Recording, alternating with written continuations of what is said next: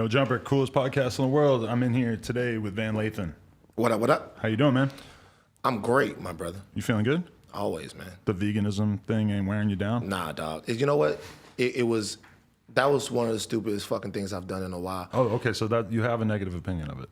For me, yeah. I mean, I think it's a different thing with everybody. You know what I'm saying? So, like, I try to do it. I tried to go completely vegan for 3 days. Right. And just had these weird, fucked up headaches. I felt terrible. Right. But now, I'm pescatarian. So I'm not eating any meat, just like fish. Right. And I feel better. Haven't lost no weight or nothing like that, but I feel better. For me, I don't even understand how to think about veganism anymore. When I was in high school, I did a couple of years as a vegan. Like, High school, huh? Yeah, I was just like this misguided little punk rock kid who I thought that this was a good idea. Word. And then at a certain, but like over the years, like as I've gotten more into having to learn how to eat right and lose weight, when I think about the healthy things to eat, I think about protein and vegetables. And so, I look at a big steak salad, chicken salad, whatever. I mean, that's where you want to gravitate to. As soon as you're vegetarian, it's like, how the hell am I going to get full off of just straight vegetables? That to me is really challenging.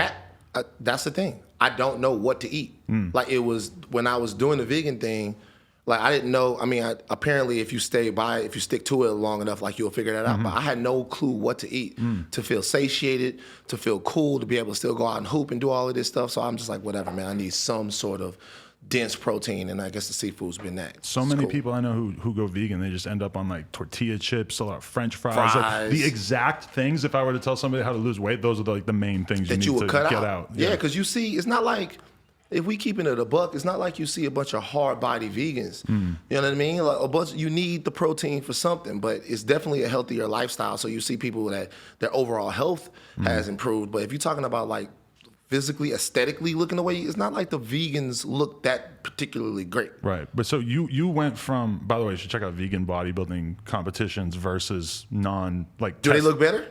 They look okay, but then if you look at the dudes who are not on steroids but are eating meat and the bodybuilders, they're way bigger, and then you look at the dudes who are on steroids and they look like freaks. Right, of course.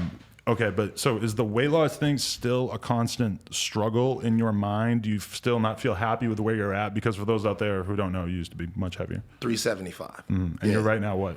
Right now I'm about 240. Nice. But normally, like, I'm a little even like thinner than this. Normally I'm around 225, 230, but Right. Sometimes a nigga be eating. But veganism. Right, exactly. All right. But for me, there's like anything that you want in life, once you get there or once you kind of decipher it in your mind, it's a constant math problem that you gotta do to stay where you're at, right?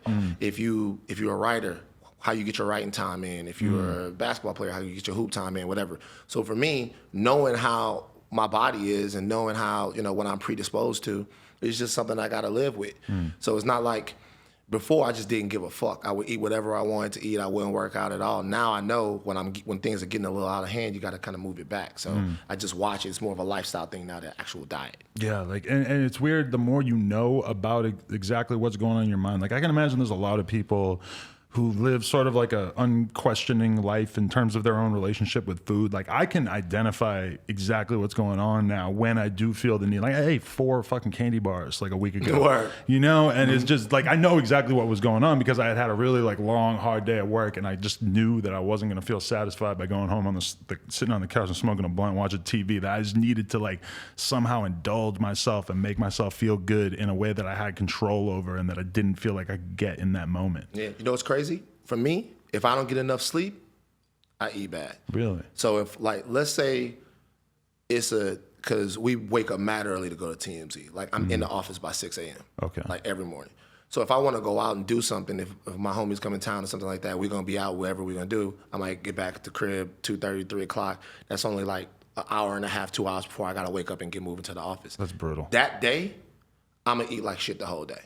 I just can't, like I don't know if I'm too tired to have discipline or if I just need it to stay going. But days like that are the days. But if the rest of my life is on track, you know what I'm saying? If I'm sleeping right, if I'm working out right, the eating part is actually kind of easy to me. Right. Yeah. And it's like, for me, a weird part about it too is how I can be so committed and so disciplined about certain things. Like I would never not show up ready for an interview. I would never, there's just a lot of things I wouldn't fuck up on, but somehow it's just torturous to force myself to do cardio or to avoid like eating something delicious at the end of the night or whatever. It's like, but then there's other people that you'll talk to who that's just built into them. Like I'm sure there's plenty of ball players that you've read about or that who that it's just built into them that they train however many hours a day. I listen to Joe Rogan talk about him waking up at 4 a.m. to train and shit, and it just doesn't resonate with me. Like there's just a warrior gene that some people have that just seems like it's lacking in certain people. Do you have any cardio activities that you like?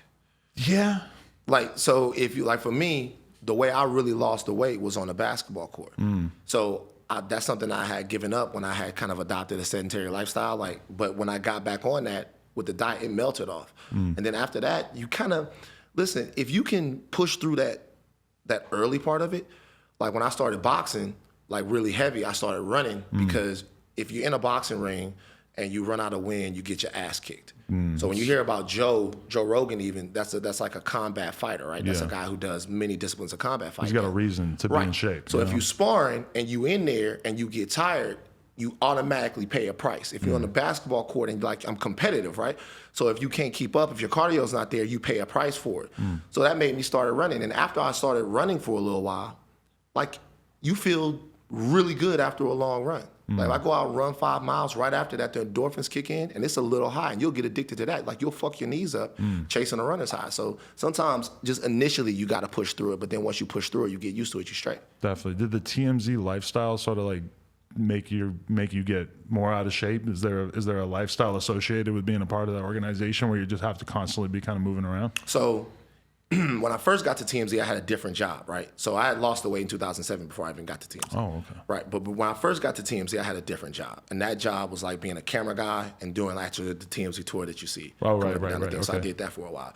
So for that, it was like you would go in and you would do the show and then you might not have to work your shift till like 6 or whatever like that. So you can go hoop, do whatever. Now though, I'm on 3 shows. I'm doing the whole 9. I'm doing live hits all day. So working out now is actually harder because you just basically have to, some people say, yo, we work 6 to 4:30. I work 6 to really 6:30 because I put in the workout as part of my day. Right. Because if I go home and get into Netflix or whatever the fuck, I'm not doing it. So I just do it right there at the office. Yeah. So what is the average day now?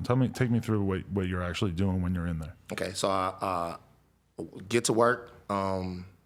For the first couple hours before we shoot the first show, I normally do live hits. So you see somebody come on TV like, yo, we're gonna throw TMZ and he's gonna talk about celebrity news, blah blah blah. I do a bunch of those, and then I do the first TMZ show, which is the one that comes on at night, like with Harvey's holding the cup and all of that. Right. So I do that joint, and then after that, I got maybe like a couple of hours where I'll do more live hits, write some stories that go up on TMZ Sports, and then after that, do TMZ Live, which is the one where it's Harvey and Charles. Right. Boom. So I do that for about an hour and a half, and then I go on a walk. I take 3 walks a day, and by the time I go on this 45-minute walk, I come back, and it's time to do TMZ Sports.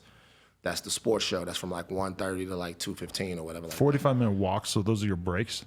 I don't know what everybody else does, but I got to get out the office. Right. So I walk. I take 1 walk at lunch, and then I take 2 on other parts of the day. Those are you working on your phone or anything during this? Sometimes talking to my manager, talking to whoever, like catching up on shit, talking to people and stuff like that. Right. Sometimes, and then after that, write stories for the next day, go home. Right. So that takes you throughout the whole day. Do you feel or do you feel satisfied in like your urge to grow as a in your career as a creator, et cetera? Like, and have you just worked your way up to this point where you have so many responsibilities? And could you have easily just sort of kept coasting and been like sort of a real mid-tier employee there? Probably not. Really? As my profile there grew, they kept wanting me to do more. So they kept wanting me to speak in more places and be more visible and stuff like that. So it would have been impossible for me if I wanted to make more money or if I wanted to continue to have any sort of, rank or tenure in the office. They kept asking me to do more. Like I was doing the tours and playing basketball and doing camera or whatever.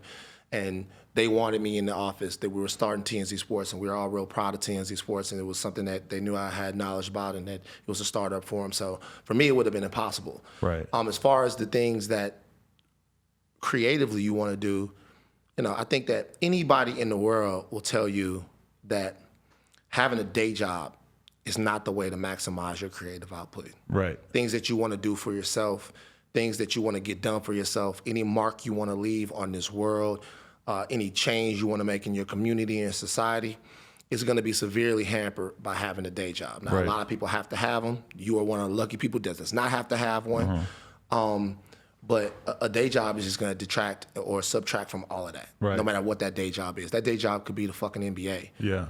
But as long as you're a basketball player, you're not going to be the rapper you think you should be. That's what's interesting to me about you is that you seem to have been able to sort of leverage this day job into getting yourself into a position that you probably couldn't have gotten into as easily in another way, which I think is really interesting because that's kind of the best thing you'd think that you'd be able to get out of any corporate job is to be able to sort of use it to up your profile enough that you don't even necessarily need it anymore. Yeah, I mean, for that, in terms of that, I mean, that was both them and me, to be real with you.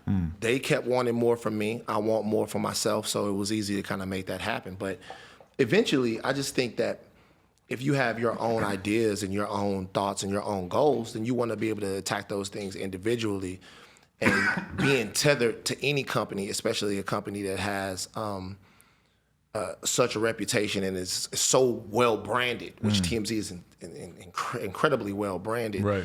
And you'd be unambitious if you didn't look around and think, okay, what could I do if I wasn't with them? You know what I'm saying? But of course, being on TV 3 times a day, every day for 8 years is the mining that you had to do to get to the point to even have those conversations with yourself. Right. But it's honestly, from my perspective, as someone who's kind of always just made their own content, done their own thing, it's like that. I find that very impressive that you've been able to sort of exist in that system for 8 years without at some point doing something that kind of fucked it all up. What you mean? I don't know. I just feel like being in that like corporate environment for that long, that at some point like something would go wrong. But that's like impressive to me that you've been able to sort of like function in that system. Well, I mean, really, to be real with you, I thought that the Ye shit had gone wrong. Like for me, when you could ask, I'm sure you didn't have Charlamagne up here, but you could ask him. Like when I got off the phone, I called him. I was like, yo, I fucked up. Really? I was like, yeah. I was like Ye popped up at the office, and I had been feeling a certain way about that for a while, and yo, me and him had a shouting match. Like, and I'm on the phone and I'm talking to people. I'm like, yo, man, this really went left. Like we were going back and forth. I was yelling to the top of my lungs, like, because going back and looking at it, I was like, yo, I was pretty respectful in that moment. But in the moment, all I knew is that I was raising my voice. Right. And so, and I always try to maintain cool, even when I'm mad pissed off, just because of how I see things go in Baton Rouge. Like in Baton Rouge, 2 niggas start yelling, then whatever has to happen happens. But so that was one of the times I thought I had really messed up, but it ended up being one of the best things that ever happened to it you. worked. That was crazy. Yeah.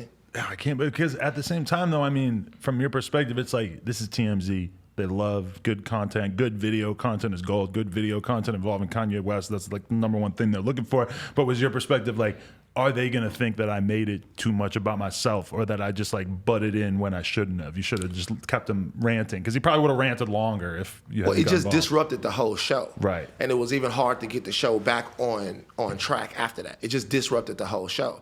So I didn't know. I mean, looking back on it, it was probably stupid to think that that was anything other than like what they exactly wanted to happen, a big, huge moment with a big, huge star coming into the office. But it just kind of, it took the show off the rails. Like, then Kanye was where he was, and then Candace came up and they were doing their whole thing, but it wasn't the same like after that was over. What's your opinion of Candace? What's my opinion of Candace? This is what I think. I think that for someone, I don't agree with not Candace's positions. I mean, I don't agree with her positions, but we have to have a diversity of thought in society, right? Right. You have to have people that are on all sides of this thing. You have to have a diversity of thought. That's fine. I think what I most vehemently disagree with Candace Owens about is the method by which she's getting her thing out.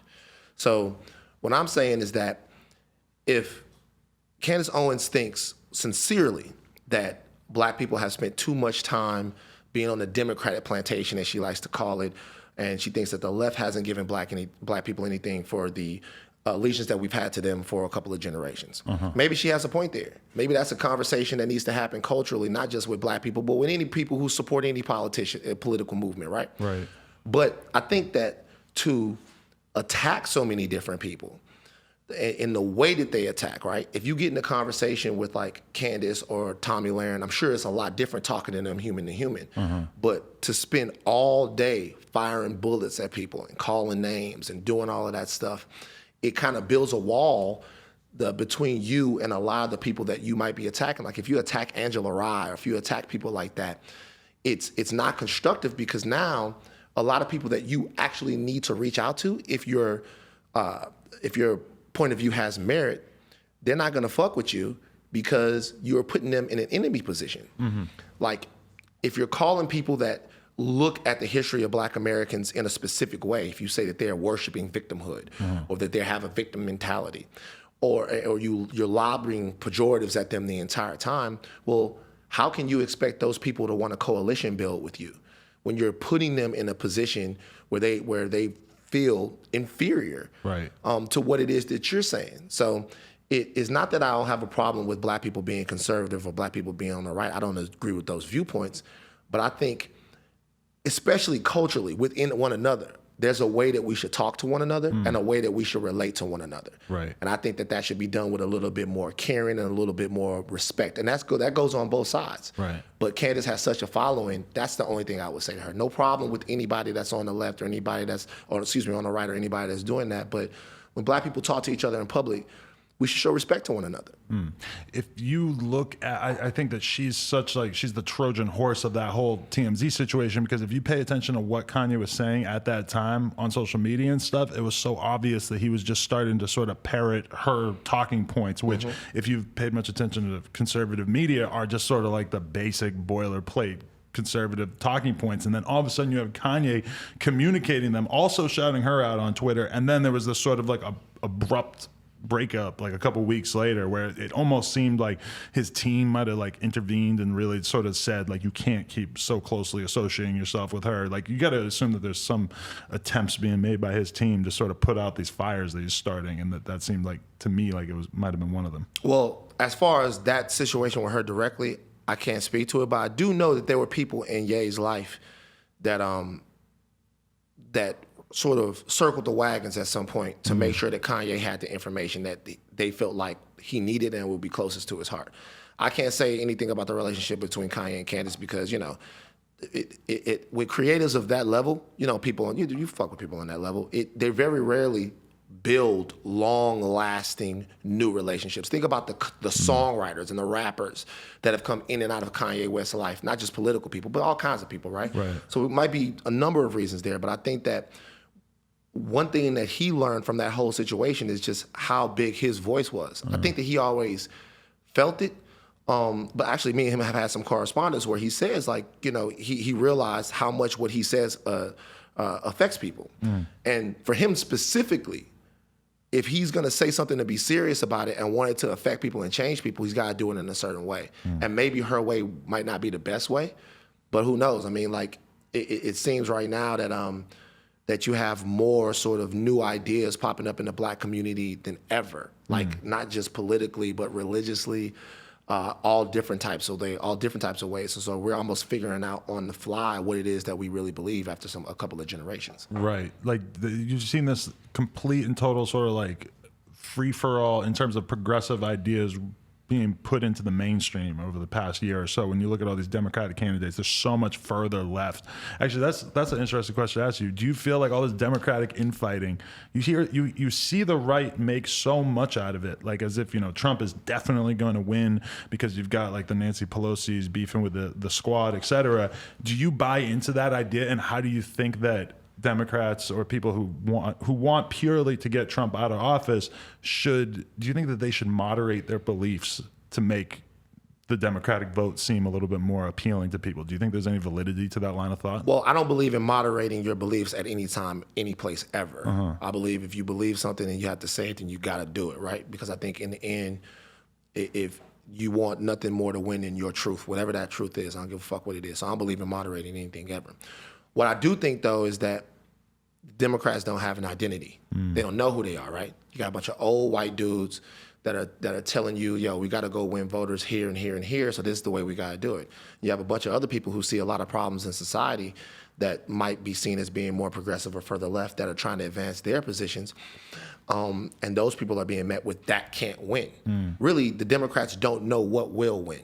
They don't know how they need to win. Trump fundamentally changed the rhythm of politics in America. And I don't know if it'll ever go back to the way it was before, right? He completely threw it off rhythm. America right now is in an arrhythmia because of Donald Trump. You don't know if you're supposed to go out there and be insulting. You don't know if you're supposed to just serve your base. You don't know if you're supposed to go out there and be incredibly aggressive and be combative. You don't know what it is that you're supposed to do. So what you see is different candidates on the left doing a little bit of all of it. You see some people throwing like Trump came with like wild ideas that really got his base, like I'm gonna build a wall, like I'm gonna have a Muslim ban, even though that wasn't such a wild idea. Other presidents had done versions of that. And he said all of these things and he got people really fired up about him. And that's how you get 20 or 30,000 people or whatever it is to a rally. So the Democrats feel like that they have to do, little parts of all of that. I'm gonna throw out some ideas that I know are just going to pander directly to people. And then I'm going to do some things that I know are going to be seen as strong. And I'm going to make sound bites. I'm going to do all of this. When really what they should do is, as a left, as a coalition, as a group of people who have a certain political ideology, is decide like what their party is, like what their identity is. And there's a couple of different things that they would need to do that. But the one thing that they would need to do one thing they need to have more than anything is authenticity. And I don't know how authentic the field is right now. I like some of them.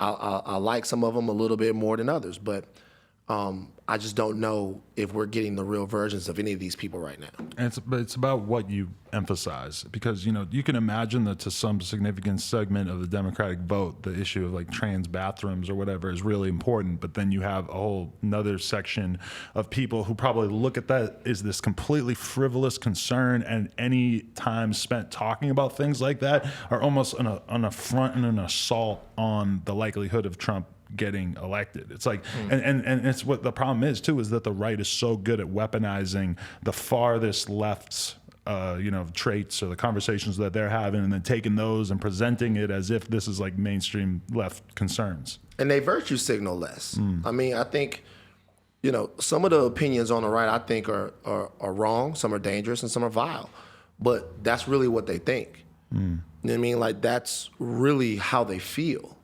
So at the end of the day, you have to give them that. I think sometimes liberals, and I am a bleeding heart, big time liberal, so I have to watch myself for doing this as well. We want everybody to feel so empowered so much to where we pretend to understand things that we really don't. We pretend to be allies to causes that sometimes, and that's how you get in trouble. That's how you get guys, not to diss them, like Alec Baldwin, who is a huge, huge supporter of GLAAD, but gets caught saying the F word every time he gets mad at somebody. You start to wonder, well, what it is that this guy really believes. And the right will poke holes in that hypocrisy. They'll poke holes in the hypocrisy of, if you're taking money from certain people. If the Democrats claim to be about getting the money out of politics, they take as much corporate money as anyone. You know what I mean? So it's like, it depends. The guy who I get a lot of my political philosophy from is Chomsky, Noam Chomsky. And if you read Chomsky, it's a very binary way of looking at the world. It has to do with solidarity, morality, the common good of a society, and whether or not what it is that you believe is trying to get to that. Like what's good for everyone. And and what's good for everyone is probably decentralizing power, to be honest with you. It's probably a system that doesn't lend itself to this incredible income inequality that we have right now. But I can guarantee you one thing, neither side wants to hear that. Neither side wants to see true power back in the hands of the people that have their lives affected every day by these decisions. Neither side wants that. The left doesn't want that, the right doesn't want that. The country has never been about that. You read Madison or Jefferson or any of these guys early on, they warn against sort of pure democracy and putting that in people's hands. You know what I mean? If you read Wealth of Nations past the first paragraph, which people don't really read past the first paragraph, but if you read past it, Adam Smith will talk about, he'll talk about the vile maxim, which is the masters of mankind saying that the way they should run society is all for us and nothing for anyone else. So he's warning about that even back then. So the fact that we have a society like we have right now doesn't have to do with any one political ideology. It has to do with corporate wealth being centralized in America to a point to where it's very difficult for you or me or any group of people to make a difference and really puncture through that to get power back into their own hands. And that doesn't have very much to do with politics. It has to do with economics. But do you think that we have any chance of like flattening of income inequality? Not really. Is there any logical path that's going to get us there? Not really. Because it's a bunch of common folks against a bunch of geniuses with millions or billions of dollars at their hands. You're too far behind the eight ball. Like you're like the best thing that you can do. I mean, really, to be honest with you, the best thing that you can do is to make small decisions in your community, right? So if you're in a black community, if you're somewhere and you know that the government isn't going to make decisions that are going to impact where you live in any positive way, not directly, you have to make those decisions. You have to decide to support one another, right? You have to decide to invest into each other's business. You have to have like little fiefdoms where you are in control of it. Because if you wait for any type of legislation that's going to put a factory back in your community, or any type of legislation that's going to make it easier that's going to donate money to public education or anything like that, that's not going to happen. But it's kind of like you're asking people to sort of outthink the billions of dollars that are spent on advertising that hit their eyes and their ears every year. You're asking people essentially to unlearn, right? You're born into this like. There's specific advertising for kids, which seems particularly sinister, right? Yeah, there's something in advertising called a nag factor. Like it was realized some time ago that kids, although they don't have any money, right? They used to like not market anything to kids. They don't have any money, but they do have influence, meaning the kid can nag their parents about something for X amount of time, and the parents, to get over it, will buy the kid what they want. So after a while, advertising agencies started honing in on them to get kids to nag their parents. Right. So you're building a consumer relationship. You're turning a human being into a consumer from a very, very early age. Right. Like you don't know anything better than you know about how to buy something and have something that you don't really need. And not only that, but that having something and somebody next to you not having it makes you better than them. So that's something that's so ingrained into you, to unlearn it and want you and the person that lives across the street from you to have something like equality seems like an alien thing, almost un-American. I mean, to care about splitting the pie equally so everybody can eat doesn't seem like what America is about. It seems like America's about, I'm gonna take my talent, I'm gonna do all this, blah, blah, blah, blah. But what you don't know is like you're playing a game that's really, really pretty rigged from the beginning.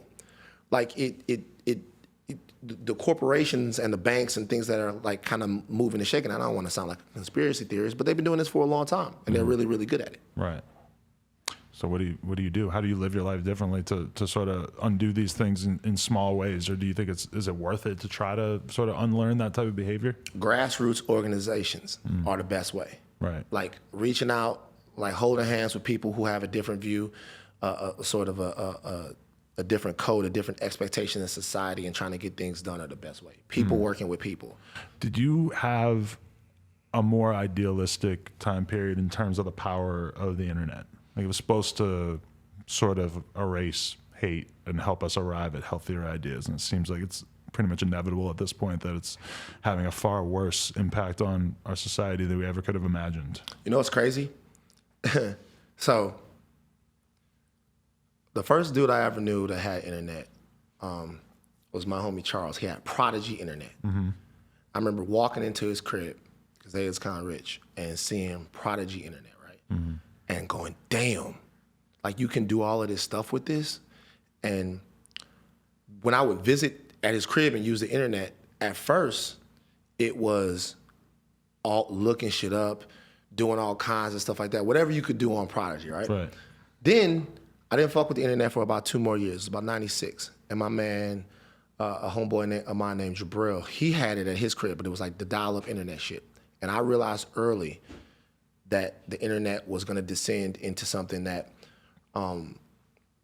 wasn't useful at all, because all we did on the internet and all I've done since was download porn. No. So like we used to sit there and wait, because I'm 39. So we used to sit there and wait for one page, Right. one picture to print out. And once that happened, the internet was a fucking wrap. Right. That was it. Yeah. All I used the internet for was hedonistic shit. For years. It was for years. All I used the internet for was for dumb shit. Make yourself feel better. I used to download music on it back when they had Napster and iMesh and Real Player. Like using the internet as a resource to where I would go on internet sites and get smarter with it. Literally a new thing for me. Yeah. When you started to really I remember when I just realized oh, I can Google things now. And that was just sort of like a big moment. And then I remember I had a girl I was hanging out with, and I sort of realized holy shit, this girl's Googling way more than me. Right. She's Googling all kinds of shit. She just Googled how to fix her microwave. That never used to occur to me. Also, I just want to say the first day I ever was on the internet, I saw a girl eat a turd. Go. Right. Exactly. Exactly. Right. and so for me, it's like you're seeing all of these memes. I remember it was the fucking dude who was singing about the mini mall and all of that shit back in the day. The mini mall. The mini mall dude, all of that stuff. And then I started to read and I started to realize it's declassified documents on the internet. It's like really almost anything you want to learn in life, you can learn on there. So at this point, how smart you want to be is completely up to you. It's completely up to you. There's not one piece of knowledge besides, I guess tinfoil hat theory knowledge, whatever people had, but there's not one piece of knowledge that you can't access on the internet. So now that I'm older and I realize that my brain and my worldview matter not just to me but to other people, I spend more time looking for other shit. So you, in your own ways, use it in a very positive way, which, yeah, totally, actually, that's totally what made me start doing a podcast in the first place, was just sort of getting deeper and deeper into other people's podcasts, reading blogs, just getting deeper into the internet and just sort of finding myself in these wormholes and just learning about stuff and wanting to, express it in some way. But when I'm saying the power of the internet for evil means, I mean, I'm more referring to, the Russian disinformation that it seems like we have almost no chance of beating, and just knowing that the idea of either side getting along in a way that is healthier or better than even what we have now seems fairly naive, because it's hard to imagine the various agents that are sort of coaxing along whatever narratives we end up sort of settling on and agreeing are what our culture is going through. It's almost impossible to imagine that letting up. And, even the legitimate media organizations are almost complicit with it as well, because they're sort of propping up the most extreme conversations that are taking place on social media and everything like that. Well, now, I mean, the media organizations are in a kind of a no-win situation. And the reason why I look at it like that is because they have to cover things that are going to make people watch. So the Washington Post is owned by Amazon, right? So that's a corporation that owns the information that you're getting. So the information that you're getting is owned by someone. So every piece of information that you get, no matter where, someone's paying someone to do it. So the hope of getting unbiased media coverage in anything, and media coverage that's not specifically trying to trigger you or make you want to come back or make you want to watch, is just not a very realistic thing. What I do think in terms of what you're saying is that there are so many ways for people to fuck with you now and manipulate you now, that unless there is a concerted effort to have genuine information come to people by somebody that's trustworthy and that's in it for the right reasons, you're going to see more of what you see, right? So perhaps if we didn't have a president who I believe doesn't really have any problem with Russian meddling, perhaps if it was more vilified, because you have one side, because it's in their political interest, saying, yo, this guy is a Russian agent and all of that, which I believe to be true to some degree, right? You have this guy that's all of this, but you have one complete, there are people that are wearing shirts that say, I'd rather be a Russian than a Democrat, right? And so when you look at that, if we're told for 200 and some odd years that the thing that makes us different is the fact that we have free and fair elections, where the will of the people is reflected in the leaders that we choose. And then all of a sudden, one day the rules change and we don't give a fuck who is fucking with our elections, then part of the soul of the country has eroded. Right. And so despite everyone who's maybe a deep state agent or maybe a misinformation agent, fake news or whatever, those people are gonna have a field day with that because there's no even opposition to them. We're not even we don't even have the unity of opposition. We can't even oppose them because we don't know, once again, who we are. I think that the election of Barack Obama was a litmus test for America. I think that people like me made mistakes when Obama was elected president because I thought that that was the end of a certain segment, of a certain era in America. I really did believe that there had been a sea change and that things were never going to be the same again. I think that what started to happen is elites on the left didn't pay attention to some of the angst that people were going through. And that left those people victims really to a demagogue. And if you look at it now, there's almost anything he can sell them. So if he sells them that's really not so bad what the Russians are doing, you hear people, you say stuff like that to people and they go, oh, well, we meddle in elections before. I'm like, okay, yeah, we do a lot of shit. We sponsor client terrorism all over the world. Like we do a lot of stuff. You still don't like it when it's done to you. We're talking about America here. And if people are willing to kind of shrug these things off and if there's no groundswell of public opposition to them, then of course they're not gonna get done. I mean, Trump has a mandate from his base that I've never seen politically before. They really don't give a fuck what he does, right? Right. And so because of that, the political, economic, and social capital that he can will is almost unprecedented. Unprecedented. I don't know how you beat it, to be honest with you. It's like the Russians aren't, okay, I'm cool with Putin, not that bad. Like nobody cares. You know what's really scary is the idea of who the Republican candidate could be after Trump. Because say they managed to get somebody who's, say they managed to get a Candace Owens, which I don't know if she would necessarily be likable enough or serious enough for anybody to take her that serious.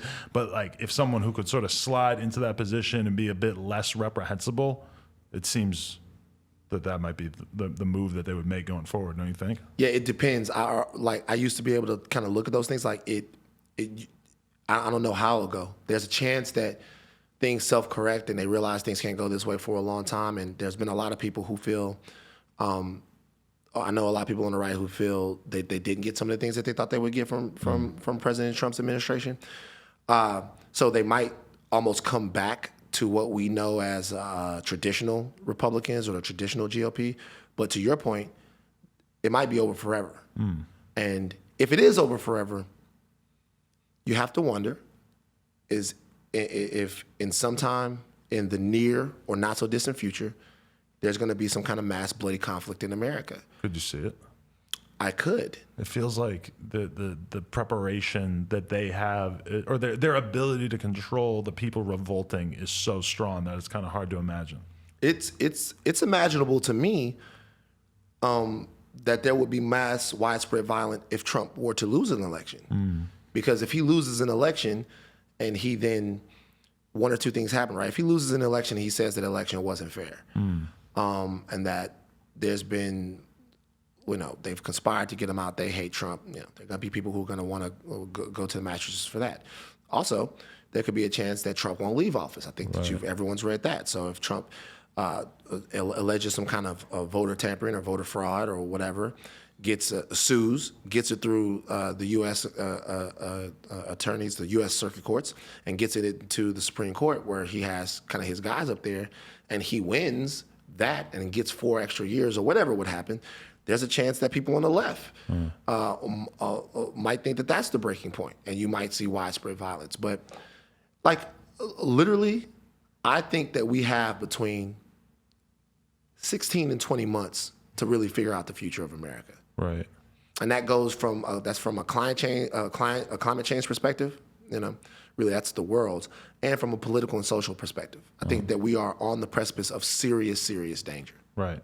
So fast forward, say Trump wins. How are you feeling after that? Like, how do you continue to go from there? And what is the next 4 years going to be like? I think if Trump wins, like for me personally, you just got to keep doing what it is that you're doing. And you have to really start to look at things in a micro level.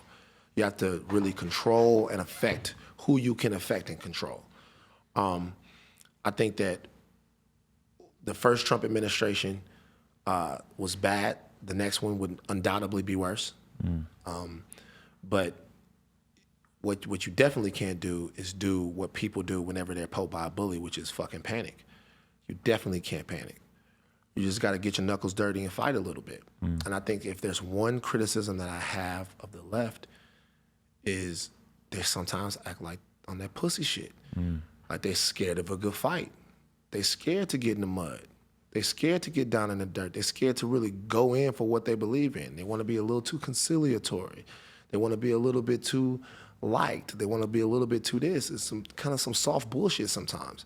Sometimes you just got to roll your sleeves up and get to fucking work. And if I was talking to any of the candidates on the left, I would tell them, man, it's time to grab your lunch pail and get to work, man. It's crunch time.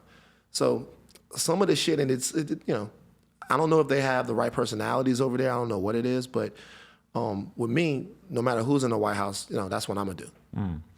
When you look at a lot of the conversations that are taking place about fake news and the responsibility of the media and everything, like the majority of the stuff that TMZ covers is a lot less serious than stuff that's directly political.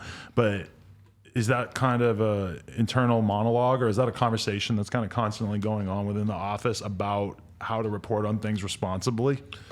I think that, listen, the three guys who do what they do at TMZ, Harvey, Evan, and Charles, they are real newsmen. They care about being accurate. They care about the news representing what really is happening. You know what I mean? They care about having solid sources. They care about that. Right. Every news organization gets things wrong. Even on just a personal level, or even just caring about their own well-being, they don't have to give a fuck because they're scared of getting sued and all this, right? No, they just, Harvey comes from a journalism background. Right. They care about that type of stuff. Obviously nobody wants to get sued, you know what I mean? But they need it to be real. They like the way that you really, because even, Adam, from a branding standpoint, if too much of your shit is bullshit, you can't build the type of audience that you need to have people coming back to your site. So they really care about that. I would say that in any place that's controlled by any people, you have a chance of people's inherent biases bleeding through the product that they have. And that has certainly been the case, in my opinion, at TMZ from time to time. And I think for me, the only thing that I can do is to make sure that if there's something culturally that I understand that they don't, then I'm able to voice my opinion about it, maybe sit down and participate in the writing of a story or whatever, and make sure that it comes out in a way that I think is reflective of sometimes a cultural truth, because there's absolute truth and then there's cultural truth. An absolute truth is, did this happen, yes or no? A cultural truth is how and why it happened. Right. So you could paint somebody a bad person for doing something that reflects the fact that they adhere to a completely different set of rules than you do. And it would take somebody to explain that to you in order for you to get it. Have you ran into that situation where there's rappers, for instance, just sort of having their actions presented in ways that you didn't feel were accurate, and you have to sort of leap in and give like a black perspective that might have been lacking? Well, not necessarily that weren't accurate, but I knew what they meant. Because there's a lot of rap talk that if you read it literally, it sounds insane. It's like, it's not necessarily that it wasn't accurate, like he didn't do this or that didn't happen, is that I knew how it was meant. And maybe before you come down on somebody or you get all up in arms about it, if you kind of understand what the deal about it is, then like you would kind of you would understand it, right? You'd get it. Like, and it's like that with almost any culture. Like if I told you one day that I belong to a group of people that on Saturday we don't drive cars, we walk everywhere we gotta go. We don't use any electricity. Or if I told you I belong to a group of people that we never use electricity, or we're able to have 5 or 6 wives, whatever. At the beginning, you're gonna make a cultural judgment of that. But when someone kind of connects the dots for you and translates the culture for you, hopefully you can humanize it a little bit. And the only thing that you want in a situation where you're dealing with people's actions in their lives and not on television or anything else is you want it to come from a human perspective. You want people to know that any story that you put out is going to actually affect someone in their family. It's going to affect someone in their business. It's going to affect someone in their relationships with their girl, or in, whatever they might have coming up or in their past or whatever, that's going to actually have an effect on somebody. And as long as you feel like you can make that case to somebody and they're listening to you, I feel like I'm doing my job at TMZ. That's what I feel like I have to do for rappers and ball players and people like that. Report it accurately, but make sure we reflect where they come from and how they look at it and all of that stuff, and work with those people so that they have their side of it, which is something that TMZ does. It's kind of weird when a rapper breaks through and all of a sudden becomes TMZ worthy, right? It's a thing. Like with 6ix9ine, I remember like all of a sudden he was on TMZ, and that was sort of like, oh, he's that big now. Yeah. Fuck. Okay. There are questions. The question is, Van, is this a person that somebody... Right. Like, Van, is this... Like, Van, have you heard of Rich Homie Quan? Are you familiar with... Okay, Van, we got a guy that's a Young Thug. Do you know who is Young Thug a thing? And it's about if the verb is dope enough. Because if it's Rich Homie Quan threatened to burn down a building, then okay, boom, it's good. But Rich Homie Quan, like Young Thug doesn't really have to do that much to be newsworthy. Right. That's the way it is. Either big story or big celebrity. Yeah. You know what I mean? So, but also for me, one thing that I love about TMZ and my job there is I'm able to put artists on that I like. So I'm able to, like Benny the Butcher, shout out to Griselda, they were on TMZ last week. Oh, really? And that's because, me and Benny were able to hook it up to where they're guys that now they would have never called me and asked to be on TMZ, ever. They would have never called me and asked to be on TMZ. Wouldn't even thought of it. No, wouldn't have never thought about that. But for them, if it's just on some cool promotional type cool shit and they out here, yeah, I know where those guys are going to be. Send a camera out there. Let them do their thing on TV. How did you contextualize it so it made sense for the TMZ audience when you're dealing with dudes like that aren't as high profile? It's about how you frame the story, how you pitch the story. So I'm in the office, I'm pitching the story. I know that people might not know exactly who Benny and Conway and Westside are quite yet. They're gonna know. But I know people might not know quite yet, but I know that they know if Jay-Z says he's fucking with them. I know that they know if there's a list put out. I know they know the XXL cover, right? So like Hov had told Benny not to do the XXL cover. I know the XXL, it's all about linking them to fame so people who know who they are.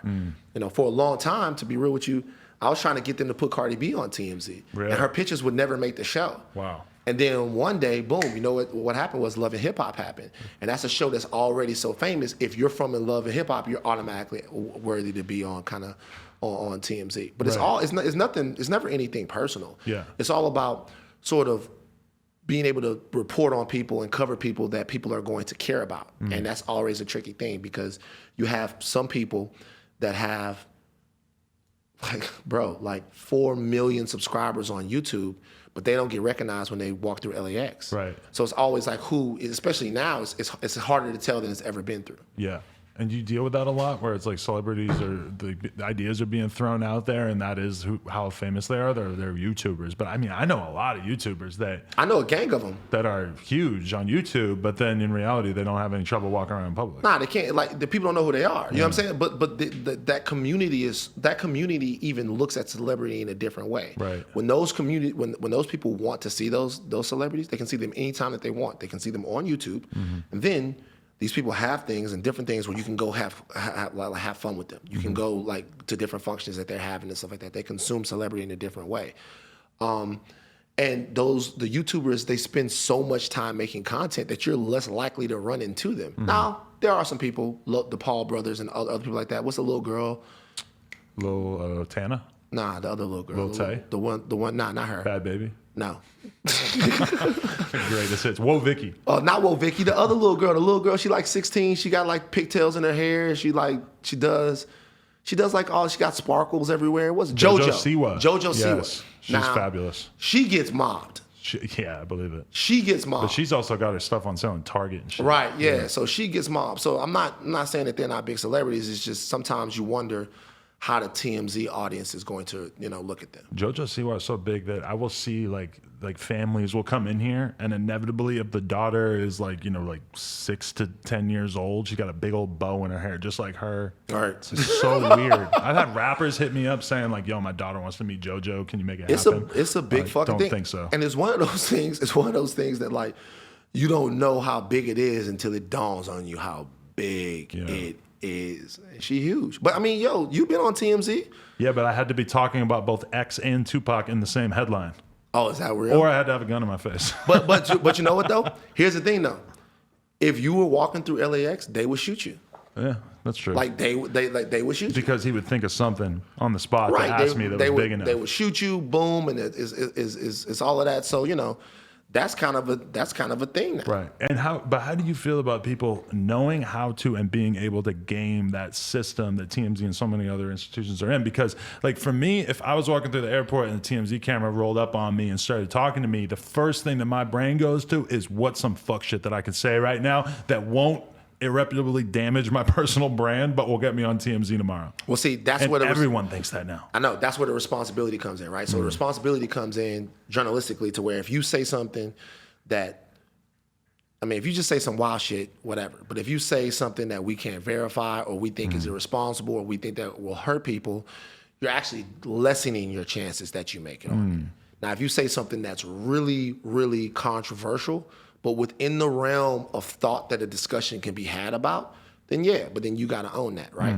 So it's got to be an opinion for the most part. It's got What to you be mean? it's got to be like, this is what I think about this, Yeah, because it can't be factually inaccurate. right, like this I feel like this, like I feel like that. If you go on TMZ and you allege that someone did something to you and you can't prove that, that's not gonna get up there. Right. But if you go in there and you think, yo, I'm really against women having jobs. I think women should go back to, you know what I'm saying? If you say that, then you don't get a headline. You know what I'm saying?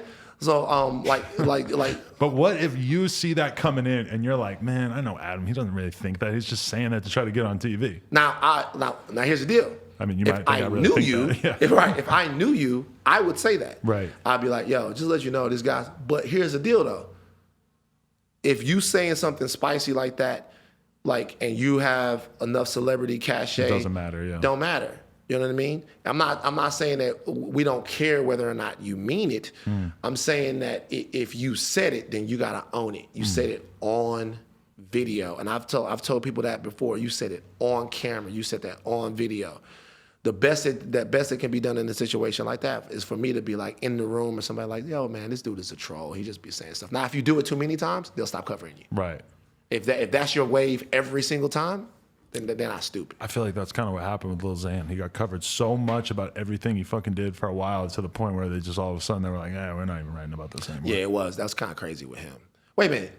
I don't know if I know who that is. Is Lil Xan the Tupac dude? Yes. The dude that said that like Tupac can't Tupac. rap or some shit like that? Yeah. I mean, look, he pulled a gun on somebody. You know what I'm saying? That went up, but he had to do that to he pulled a gun. Like, that's when you really, when you pulling out the hammer on somebody at the parking garage or whatever, you desperately want to make TMZ at that point. I don't know him. You know, I wish all people, you know, little dudes like that, well, whatever they got to do. But if you diss Tupac or pull a hammer on somebody, you will probably make TMZ. Right. Facts. Yeah. That's easy. People will always, like, the most sort of mediocre criticism of TMZ will always be, why don't you ever cover when someone does something positive? We do. But how would you sort of coach them from, like, your sort of PR standpoint? Like, if you want to do something positive and get on TMZ, this is what you got to do. So this is what I would say. First of all, if you want to do something positive, you want to get on team, send it to me. We'll cover it. We do cover positive stuff. You know what the real problem is? Nobody remembers the positive stuff. The real problem is, like, we cover positive stuff all the time. All the time. I can think off the top of the head all kinds of positive things I've covered. Because I don't really do negative stories there, right? I do cool stories that, you know, like if you go into a club and you drop $150,000, people love that type of shit, right? I do stuff like that, and then I do other positive stuff. We cover stories like that all the time. The problem is that what the people remember and what the people gravitate towards are the things that are negative. And so that does two things. Number one, it puts less currency on positive stories. And number two, it makes the positive stories resonate a little bit less. Now, I will say this, that's not to alleviate any news organization's responsibility to cover the totality of an individual. If you cover someone every time they fuck up, You should try to cover someone when they're trying to do something good. I completely agree with that. But what I would say is people lean a little bit more into good news. We all need to do that, though. That's just kind of how we're wired, though. Max Kellerman has a great quote, right? Are you into sports? No. Not really. Max Kellerman has a great quote, and he says, everybody in the world's favorite sport is boxing. Everyone's favorite sport is boxing. It's like, why? He goes, okay, so if you go to if you're on a street corner, right, and it's 3 different things happening on the street corner. One is 2 guys playing one-on-one, right? Another one is some kids in the street playing stickball. Another one is a pickup football game. And on the 4th side of the street is 2 guys fighting. Which one you gonna watch? Yeah. Everybody's watching the 2 guys fighting. And he goes, that's why your favorite sport is boxing. There's something that's hardwired into us as human beings that draws us to conflict. I don't know why that is. And that makes it kind of sad that boxing is not nearly as popular as all the other sports, because and it was explained to me one time that people will always be able to will always gravitate towards like nationalism and pride in their region more so than they will focus in on individuals. So when you go and you watch, like Boston versus New York is like a great rivalry in all sports, but then it's harder to create an identity besides an individual. Also, boxing's coming back now, but boxing fucked itself for a long time by being not about competition. Like, boxing became sort of an exhibition show where guys wouldn't fight each other, and like, you can only gain people for so long till they realize y'all not serious about what y'all doing. And you could be a Yankees fan for your entire life, but like when I started watching UFC, I was a Brock Lesnar fan, and the fool was out of there in like 4 fights. Right. Yeah. You know what I'm saying? And so there's a lot of brand building and shit like that goes into it. But I say all that to say that, like, conflict and all of that stuff like that, you want to grab people. But I do think, honestly and sincerely, that of the organizations that I know and of the people that I know, TMZ does its best to accurately report and portray things. That does not mean that mistakes don't get made. That does not mean that sometimes I don't believe that we've been unfair. I think that you have human beings running things, and human beings do what they do. They do the best they can do, and sometimes they're wrong-headed about things. But whereas I'm not like a company man where I would spend a lot of time defending the company and all of that stuff like that. It's not, I'm not all of that. I'm saying that I will say that, like, they try, at least. I think I heard you say something on another podcast where you were saying that you feel like TMZ is overall kind of dangerous or negative for your personal brand. Do you feel that way? No, well, I mean, for me personally, I just think that there is it's not so much that it is, and yeah, I mean, to a degree, yeah. Like, for me, I think that being, that culturally, there's a certain perception of it.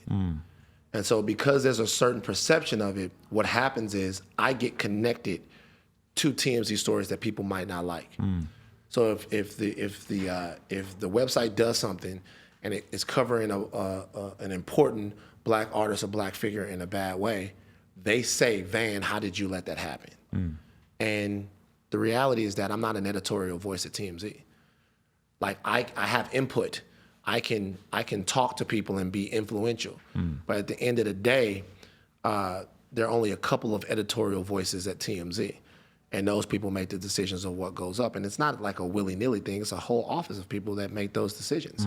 So I think sometimes it's always interesting when you have a personal brand, or when you have people that look at you or look to you for a certain way, and you are in part represented by something that you really can't control. You know what I mean? You can't control it. That's when you kind of have to find ways to make sure that people know what it is that you really think, what it is that you really believe. And one thing I will say is, even when all the Trump stuff was going on, and TMZ was, in my opinion, supportive of Donald Trump, all of those arguments and fights I was allowed to have on television. So it wasn't like I was behind the scenes saying, yo, we're all fucked up and we're not covering this fairly. We're all fucked up and we're like with this guy. I was able to have those fights on TV where everyone could see them, so everyone knew where I stood. It's interesting because TMZ, like, I understand that they do important work and that there's an extent to which, clearly it's not a gossip rag and they're reporting on all kinds of stuff that other companies just straight up don't go out of their way. I've like read all about the crazy research stuff that they have and everything, but it seems like it's almost impossible to get the average person to understand that. And TMZ has sort of just become the sort of catch-all term for anything that's like paparazzi, gossipy type content. And it's weird because that in and of itself is why TMZ is such a dominant brand. It's like it almost has to have that sort of you have to serve your base. Yeah, like you can't turn into, Al Jazeera, Z Magazine, CNN overnight. People, that's not what people come to you for. Right. People come to you for to learn about things that are funny, and people come to you to look at celebrity in a certain way. People come to you. A lot of people come to sites like TMZ to see celebrities, to see them getting taken down a peg. I don't know why people are into that, but sometimes they like that. So you got to stay true to who you are, but I think that it doesn't matter what you're doing. You can sell crack with integrity. Right. Doesn't matter what you're doing. Just do it with integrity. Selling crack is definitely something that's negative, right? Right. But you don't have to sell it to pregnant women. Yeah. You don't have to sell it to kids. You know what I mean? That's a conversation I'm always interested in having with, like, when I'm talking to Benny the Butcher. It's like, at a certain point, do you have to deal with the feeling of like, look what I've done to my community? I mean, I think that everybody should deal with that. But I think that the way that you deal with it is, people have made all kinds of mistakes for all kinds of reasons. All kinds of mistakes for all kinds of reasons. The way that you deal with your mistakes is to, one, acknowledge them, and then two, to try to undo them. So you're selling crack, you're doing whatever it is that's wrong, whatever it was that you were doing. How about try to create a system somewhere where someone doesn't have to fall into the same mistakes that you did? Now, Hov rapped for years about dealing drugs. If he puts out an album today, it's going to have a whole bunch more about dealing drugs too. Is he? I mean, it might be a little bit more looking back on it, but... Well, he put out 444. That wasn't really about dealing drugs at all. He didn't really? Yeah, Okay. not really. So what I'm just saying... so used to Jay-Z just pretty much always rapping about selling drugs that if he didn't, I didn't notice. So. Right, so he put out 444, and really was about his family. It was about ownership. It was about the world as he sees it. But here's the thing about that, though. It was about a whole bunch of different things. The reason why it wasn't lip service is because we've watched him actually change. He's not wearing the same shit that he was wearing in 2001, 2002. He's not eating the same shit. He's not around the same. He's got a wife. He's got a family. We've watched actual change. So personal evolution is what leads to community evolution and message evolution. He's actually different than he used to be. FWM, Adam. Sorry. Oh. Donation came in. I forgot to turn off the notifications. So like he's actually different than he used to be. So because he's actually different, his message can come through authentically, and it can be sort of digested authentically. Right. So what I would, to anybody that wants to undo things that they might have done in the past, man, change yourself first. You know what I'm saying? Change yourself first. Like, really do the work on yourself first. And then all of that will happen organically. You'll think about different things. Did you have a nihilistic, wild, young stage before you became sort of the mature gentleman that we know you as now? Yeah. But it was like... How did it manifest? Your antisocial behavior. Every guy's got to have some at some point on the way up, right? What you know what I mean? Like my antisocial behavior? What you mean? Yeah, I mean, for some people it's selling drugs. For some people it might be smashing mailboxes, or I don't know. It's like everybody's got to have something, like some sort of journey on their way to adulthood, right? Yeah, I think for me it was manipulating people. Like I don't think that I was always too afraid to do like illegal shit. I've never been involved in anything like that. Well, that's not true. I've never been involved in anything to where it was for me. I've done things for friends, and I've helped friends out with things like that and stuff like that. But I really never really gotten involved with that. I think for me, the most destructive stage that I had was getting other people to do my shit for me. Really? Like what? Like if I wanted. I wish I was that smart. I wish I was a kid. Well, we're also talking about someone that spent a lot of time by themselves. Like you did? Me. Really? Tons of time by myself. Why was that? Well, because when I was bigger, I wasn't confident enough to leave the house. I used to take showers with the lights off. Wow. You know what I'm saying? So like so I would be in there just kind of figuring out how to like there were so many people that saw so much potential in me, and they were so they safeguarded me so much, and they loved me so much, and they did so many things for me.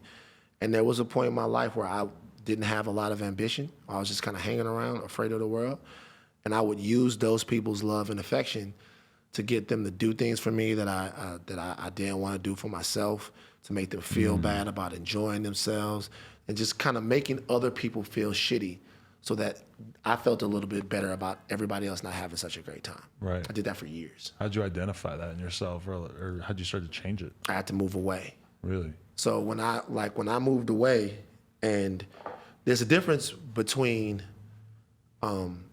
being by yourself when you can make a call and see your mama and your brothers and all of those people like that. But there's a difference than being out here by myself. So out here in LA, you're alone. You're not tethered to anyone. You got to really walk around and figure out how you're going to make this place work for you. So many people that I know that came out here at the same time as me, they've already gone back to where they're from. So what I realized was that was weakening me. I wasn't strengthening my own brain. I wasn't strengthening my own mind. I wasn't strengthening my skill set. Everything about me that people thought was special was eroding because I was leeching off people. I was a grown man using my mom and my dad for bread. You know what I'm saying? And people forget about how scary that feeling is of going to a city for the first time, moving somewhere, and just having to completely figure everything out. Totally. It's just a fucking scary ass thing. I forgot about it. Totally scary. Before I moved here, like I moved to New York when I was 20, and then I moved to LA when I was 29 or 28. And both times I had forgotten how fucking weird that feeling is of just not having anything that's familiar to you. That's really what, like, when I got here, I was like, you know what, man, I gotta lose weight. It's gonna take the best version of me that I can be to be successful in this place. There's nobody here that I can make come do something for me. I can't. There's no one here that remembers times that I did shit for them. There's no one here that gives a fuck about anything. If I'm gonna be here in this city, I gotta be useful. I gotta be ready, and I gotta be able to make an impact and a mark based upon my skill and my talent. And if I'm gonna do that, I gotta be the best version of me I can be, or not even the best, a better version. So I think there was a point to where I stopped being complacent, or I stopped being okay with mediocrity. And since then, things have actually changed and life has been better. Yeah, it's interesting because when you were in that point where you really felt like you had to lose weight, that was probably when you found it easiest to do so. Do you find it hard to get focused on your diet and everything now because of the fact that you are pretty happy with yourself? Your life is going in a good direction. You feel a lot more comfort and safety? Yeah, then it felt like, okay, we gotta do this now. We gotta be on top of this now. Blah blah blah blah blah blah blah. Now it's like, yo, man, you know, the scale's kind of low this week. I can go ahead and peel off these apple fritters. Yo, I love them fucking apple fritters, dog. Wow. Apple fritters are fucking crazy. Just that word just triggered me. Bro, I'm saying, you know what I'm saying? Like, I love them apple fritters. So like, now, but the consistency over weeks and weeks at a time to always do it, especially when you on the road. Like, you know, I just left a Nike thing. I drive across here, come do this, desperately wanted to come sit down with you, been listening to the podcast for a long time. So it's like, it's so many different things that you have to do. The busyness, I'm writing a book about my weight loss, right? So the number one thing that stops people is a 4-letter word, and that 4-letter word is life. Life gets in the way of the type of body and the type of health that you want. Right? Because sometimes your schedule is not everybody else's schedule. Like I know ladies, my manager will be very open about the fact that she wants to have a certain fitness goal and she's doing her best, but she got to take care of like 2-3 kids. And when she's taking care of them, how you not going to have a Capri Sun? You know what I'm saying? Like, how you not going to have some of the little Lunchables or whatever like that? It's hard. Like, things get in the way. Now, when you have to do it, you'll whatever. But sometimes now, taking on so much and looking in the mirror and going, man, I don't look that bad. Right. You know what I'm saying? I can't see my titties. You know, it's like, you know what I'm saying? Looking in the mirror now, you might slack a little bit, but that's when you just got to kind of pick it up and be even more on your grind. Like, my personal trainer is, picture me plus 30 pounds of muscle minus 40 pounds of fat. Like, he is fucking big, the exact same height as me, but he's like chiseled, fucking 6-pack all year round. And I see him every day, and he's eating like a fucking Spartan. And it's like, he's so religiously consistent with it. And, you know, every once in a while I'll have like a burger and fries or whatever.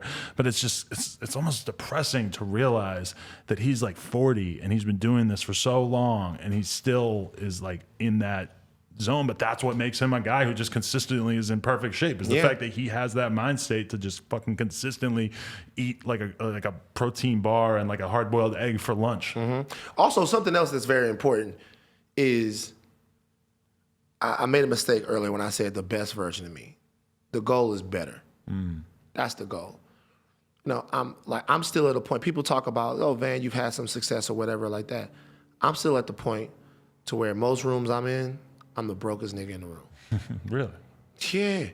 Like, I make great money from here and from other stuff, like from my job and from other stuff.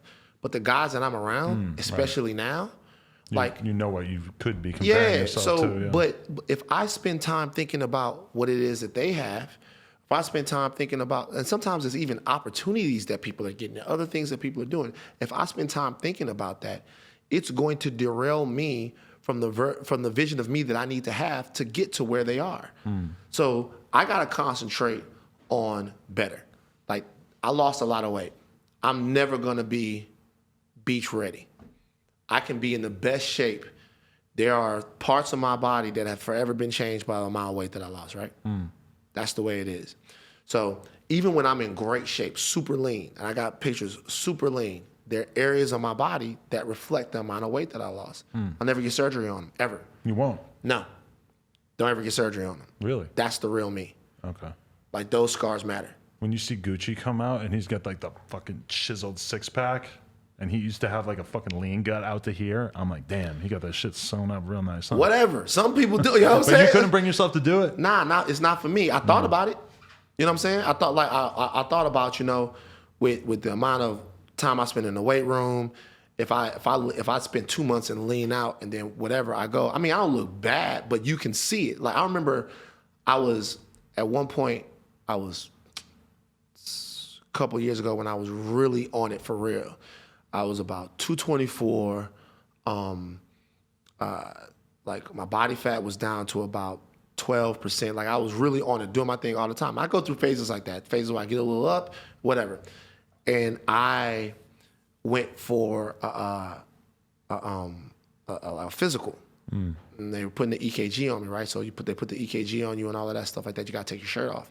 And I remember I take the shirt off, and my first thing the nurse says to me is, "Oh, you lost a lot of weight, didn't you?" And I'm like, damn, I thought I looked great. She's like, you lost a lot? I was like, yeah. Oh, okay. So yeah, she noticed it. I'm like, yeah, that was years ago. She's like, oh, I can tell by like around this area. I'm thinking to myself, you could have just not said that. Motherfucker, like, why are you bringing old shit up? Like, what are you doing? Right. Like, but, and at that point, I remember thinking, damn, you know, and so I went and looked at, like, and you never feel more wanted than you do in a Beverly Hills plastic surgeon's office. They want you to be there. Right. They are nice to you. you go in there, oh, come in, listen, you're gonna look like fucking, what's the guy from the Guy Ritchie movie? Oh, that's Idris Elba. You're gonna look like Idris Elba.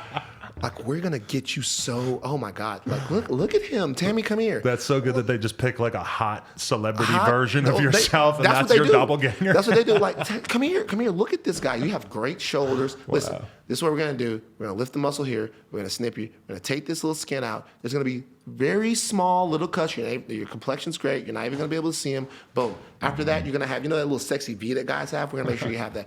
And when you go there for the consultation, after you go there, if you don't come back and tell them, they email you.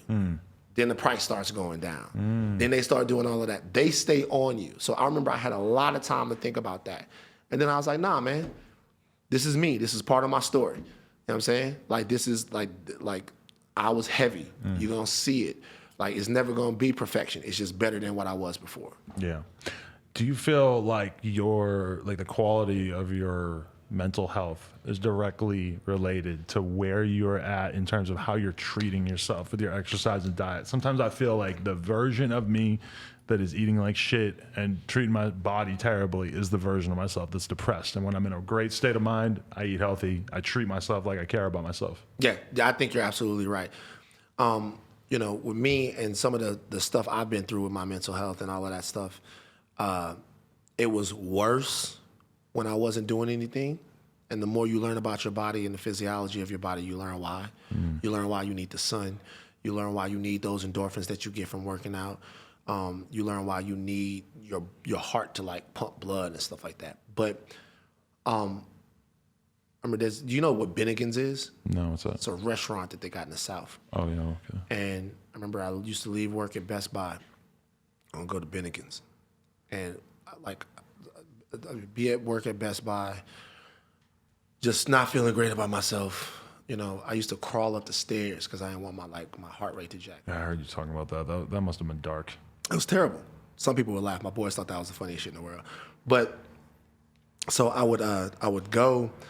I remember I left, and we used to go to Bennigan's, and I would get these big ass chicken tenders, and they were good as fuck. And the first time I went there, I go to get the big chicken tenders, the big huge chicken tenders that they had, and then they'd be like, you get 2 sides, and I'd be like, okay, I'll have a loaded mashed potato and fries. And I remember the lady goes, you're gonna get a loaded mashed potato and fries. She goes, baby, like a loaded mashed potato and fries, and I'm like, yeah. So I would go there and I would get that, and I would on the way home I would have a shake, and then I would sit at the house and I would eat. And one time I went to the Bennigan's, and they weren't open, and I cried. It hurt. like I was 24 years old. Wow. I cried. I go to the Bennigan's, it's not open. I remember I drive up, and bro, the Bennigan's was literally right around the corner. The Mall of Louisiana. People that are listening to this from Baton Rouge, they know that this is true. There was a Mall of Louisiana right over there. The Best Buy was right near the mall. And the Bennigan's, you could have probably walked there, but it was just on my way home, and you would pull up and you would do the curbside thing, right? And I remember when I left work and I looked across the parking lot at the Bennigan's, I was like, yo, man, why the lights off? And I was like, nah, man, it's probably just like people having, I don't know, I'm gonna drive up. And as I was driving up, the feeling of dread that the Bennigan's might fucking be closed was creeping up in my fucking body. And I remember I got there, and I actually this is pathetic, I got out and walked to the front and pulled on the door to make sure that they were closed. You know what I'm saying? And they were closed. And I remember I got back in the car, and I cried. You were just that committed to that ritual? I needed the food to feel good. Like, I needed the food to feel good. Like, I had my heart set on it the whole day. Right. Like, my whole day, I had my heart set on it. And I was like, shit. I got home, and I remember I went to McDonald's, and I ate it just wasn't the same. You know what I'm saying? So, like, but I didn't even think about that until years and years later.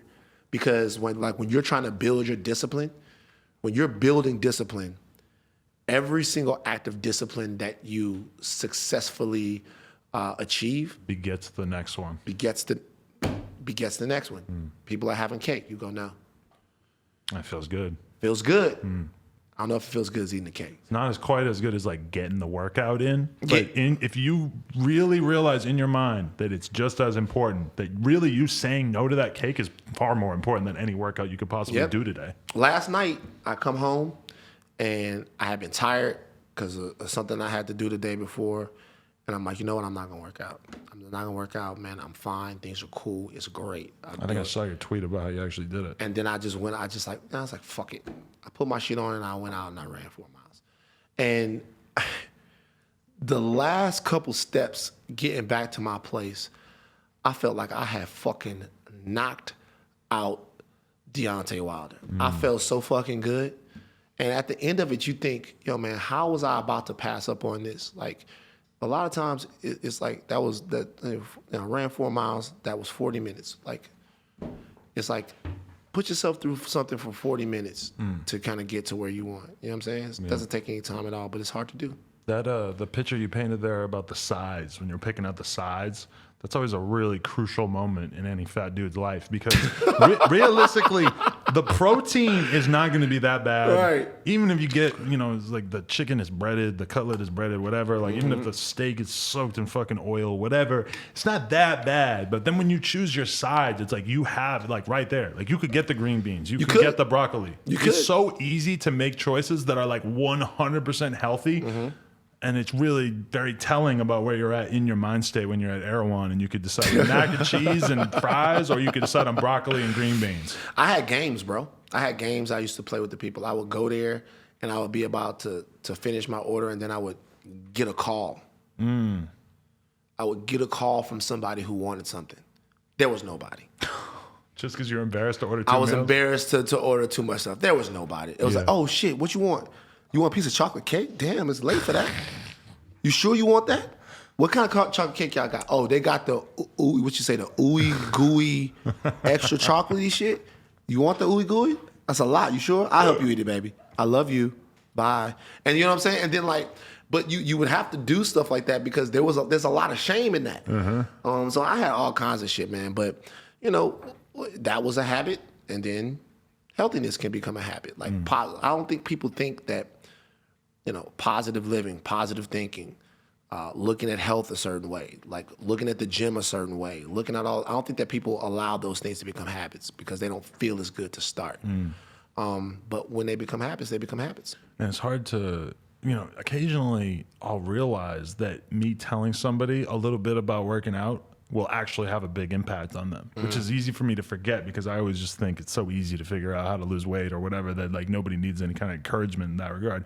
And then once in a while, like I forget who it was recently, but I had a conversation with him where I basically was just like hitting him with the basic facts of like, if you want to lose weight, I'm like, the beer is not going to work and the fucking sandwiches and the potatoes and all this shit is like, this is your main enemy. Like, because a lot of times people are like, well, I'm eating whole wheat bread and I'm not losing any weight. It's like, okay, the bread is the issue. The whole wheat factor doesn't really change much. And it's easy to forget that you can actually have an impact on it. Because when I was like 21 and I knew I needed to lose weight, I had broken my leg and I had all this stuff where I couldn't exercise for like a year and a half. And I needed to learn how to work out so bad. I had nowhere to go. I picked up bodybuilding magazines. It's just like, there's a weird way to get into it because they're telling you a lot of stuff that's kind of counterintuitive. Like they're telling you why you should eat 12 eggs for breakfast. Right. And if you want to lose weight, it's not really the best thing you could do. I mean, listen, like... The one thing, you get as much opinion as you can. One of the funniest things that ever happened at Best Buy was there were two jacked guys that worked there in the warehouse because they put all the jacked guys in the warehouse. And so I was like, yo, I'm really about to do it. I'm about to lose some weight. Like, what should I do? And they gave me two diametrically opposed things to do. Like, one dude was like, you should wake up in the morning and you should probably eat some chicken breast in the morning and blah, blah, blah. And the guy said, don't do that. Wake up in the morning and get a complex carb in the morning. Get energy for the rest of the day so you'll feel satiated. You'll eat a smaller lunch. And he's like, no, don't eat carbs. No carbs, ever. You don't want any carbs. It's crazy. It's so hard to figure out what the real info is. Yeah, for like, sure. like this guy doesn't know what the fuck he's talking about. Both of those sound pretty logical in the right. moment. Yeah. Like, and then... And in their own way, both of them do make sense. Both of them do make sense. Yeah. And my mother said, son, what you should... And you always go to your mama. And my mother said, son, what you should do is probably eat a small portion of oatmeal and then eat some egg whites. There you go. You have your complex carb and you have your protein. Your mom hit it on the head. Hit it on the head. It's pretty good. I don't even eat carbs in the morning. I drink coffee and eat eggs and bacon sometimes. That's dope. I mean, to be honest with you, I mean, you get your jolt of energy and you got your protein. You straight. There you go. At what point did you realize that you wanted to go off and do your own podcast? I find that kind of interesting because for me, it's like me and a lot of other people I know, we like start our own platform and then people start looking at you like, well, yeah, but can you go do a show? Like that would be your way of like proving that you're for real. For you, I'm imagining that was kind of the conversation you're having in your head. You're like, well, I'm doing really good in this environment. I feel like I'm a smart dude, but I want to go out there and create my own platform because otherwise I feel like I haven't really established myself. Is that accurate? Yeah, I would say the second part is definitely accurate, but someone actually brought it up to me. Shout out to Chris Morrow. Oh, shout out Chris Morrow. Yeah, shout out to Chris Morrow. So I did the Brilliant Idiots. And when I was on the Brilliant Idiots... Chris Morrow is always trying to get somebody to start a podcast. That's his whole deal. Very true, yeah. That's his whole deal. Like, he's an evangelist. Yeah, it's his whole thing. So Chris, I'm on the Brilliant Idiots and it was me and my man Andrew sparring as we always do, love him to death. That's my guy.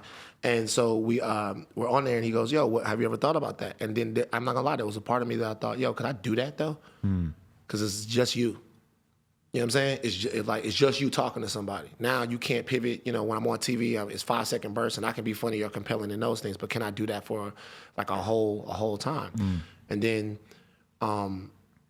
we ended up kind of making it work and coming to a deal. And now I felt like there was a lot that I had to say, and a lot of things that I had to say. I needed to unpack them. And more than that, I like the challenge because there's so many people that have come on my podcast, right?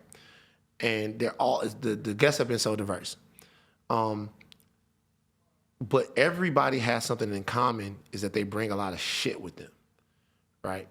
But they bring it in different ways. They bring shit with them. Like I had Tory Lanez on the podcast, right? Tory Lanez comes in, nice guy, great dude, but when he comes in, he's got his jewelry, he's got his entourage, he's a big rap star, right? So he's brought a lot of shit with him.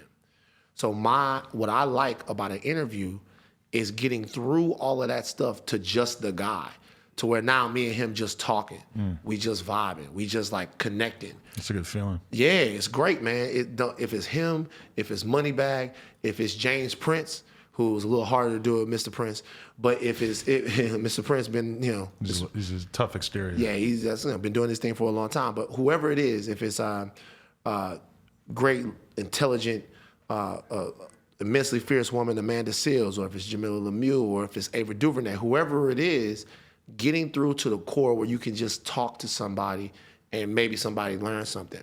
That's something that I really enjoyed, and you just can't do that in every form. You got to have time.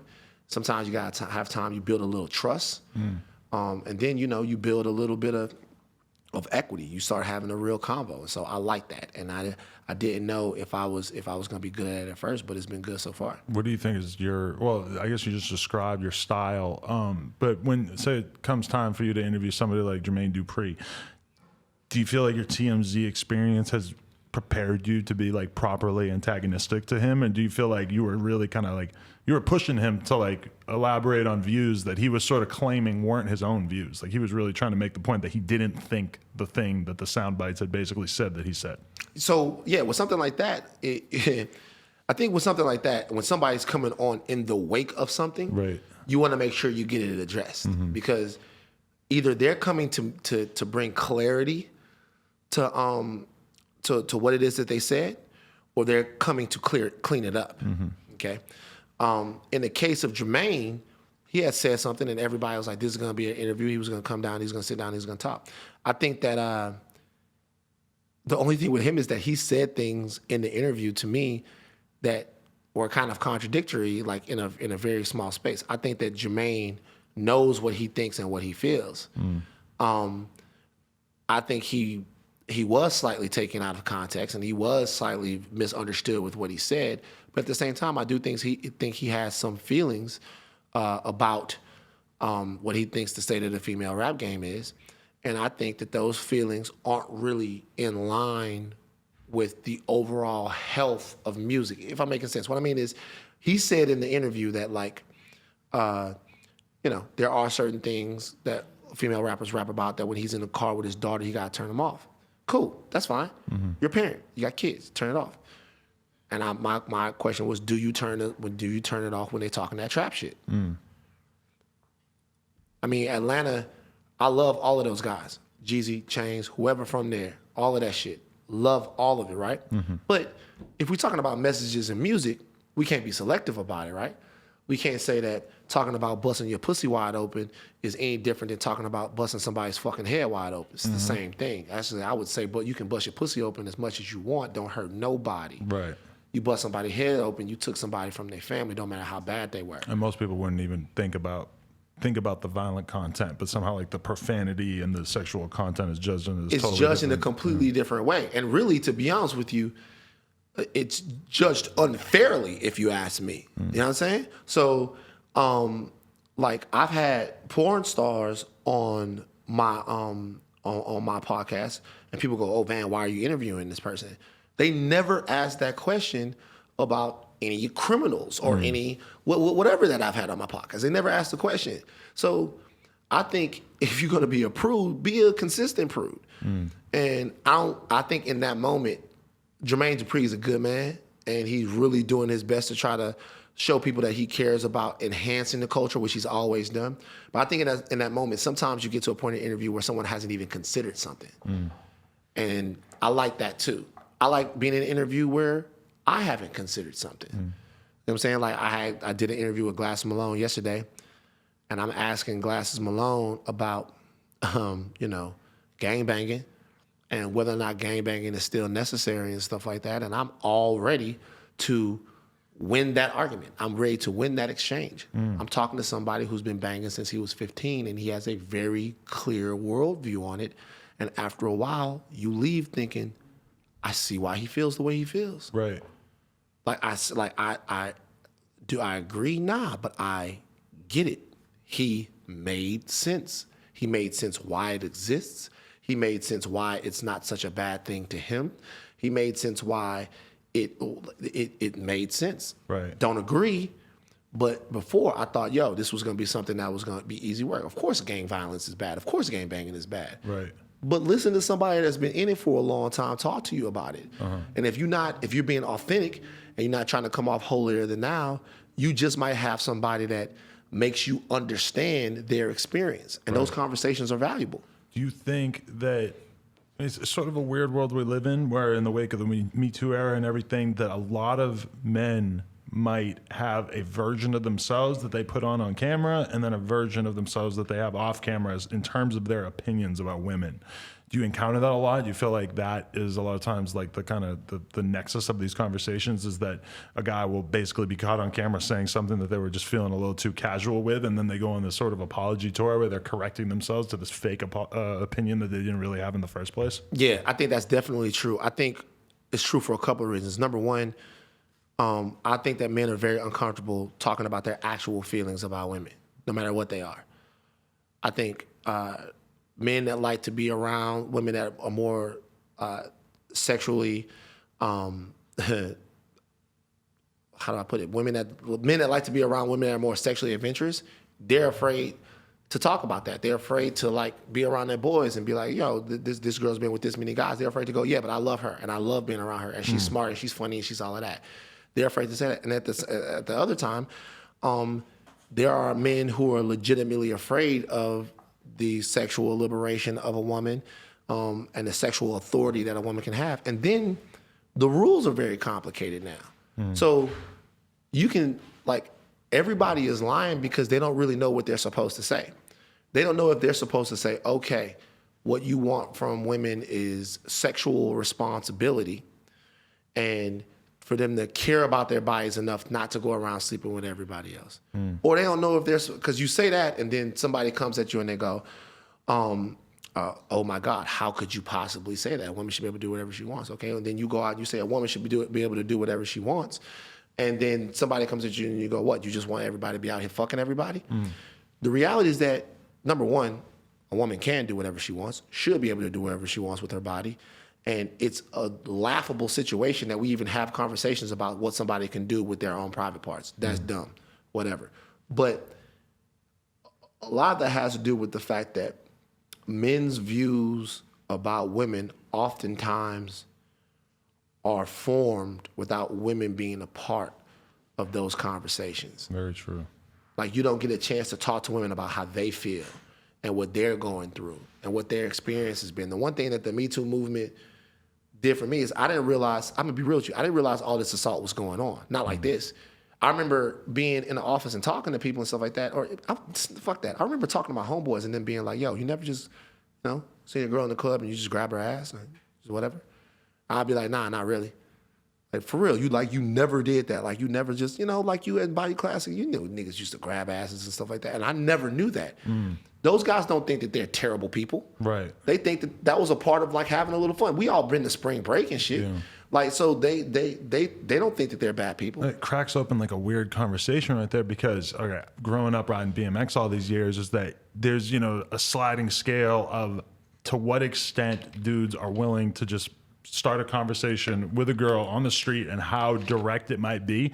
And I've seen everything from dudes who are the most foul, fucking disgusting pigs on earth, who would say the worst shit on earth to a girl on the street, all the way to, you know, dudes who, you know, maybe would say something or like try to say it in more of a polite way. And I've always just observed that dynamic and always been like pretty uncomfortable. I remember moving to New York in like 2004 and just being kind of horrified by like what was average for a dude to say to a girl on the street there, which actually a ton of girls who I know who moved to New York at some point in their life have told me that it's like the worst street harassment they ever dealt with. And that's, I feel like that conversation did get cracked open there, where there's like a lot of guys who probably considered that never had thought about it previously. Yeah, I mean, listen, the way to do this is to do something that men seem to be incapable of doing when it comes to women.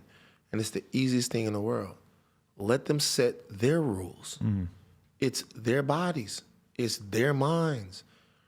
It's their lives. Let them set their rules. Stop thinking about what makes sense to you. That's hard to do. You know what I'm saying? When you have that much privilege. Anyone with privilege, it's hard to let somebody else set their rules and define who they are.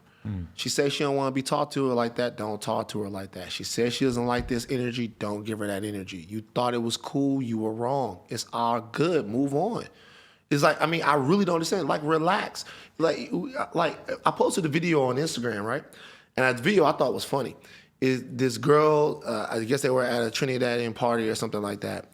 Oh, yeah. And she was winding her shit up real nice.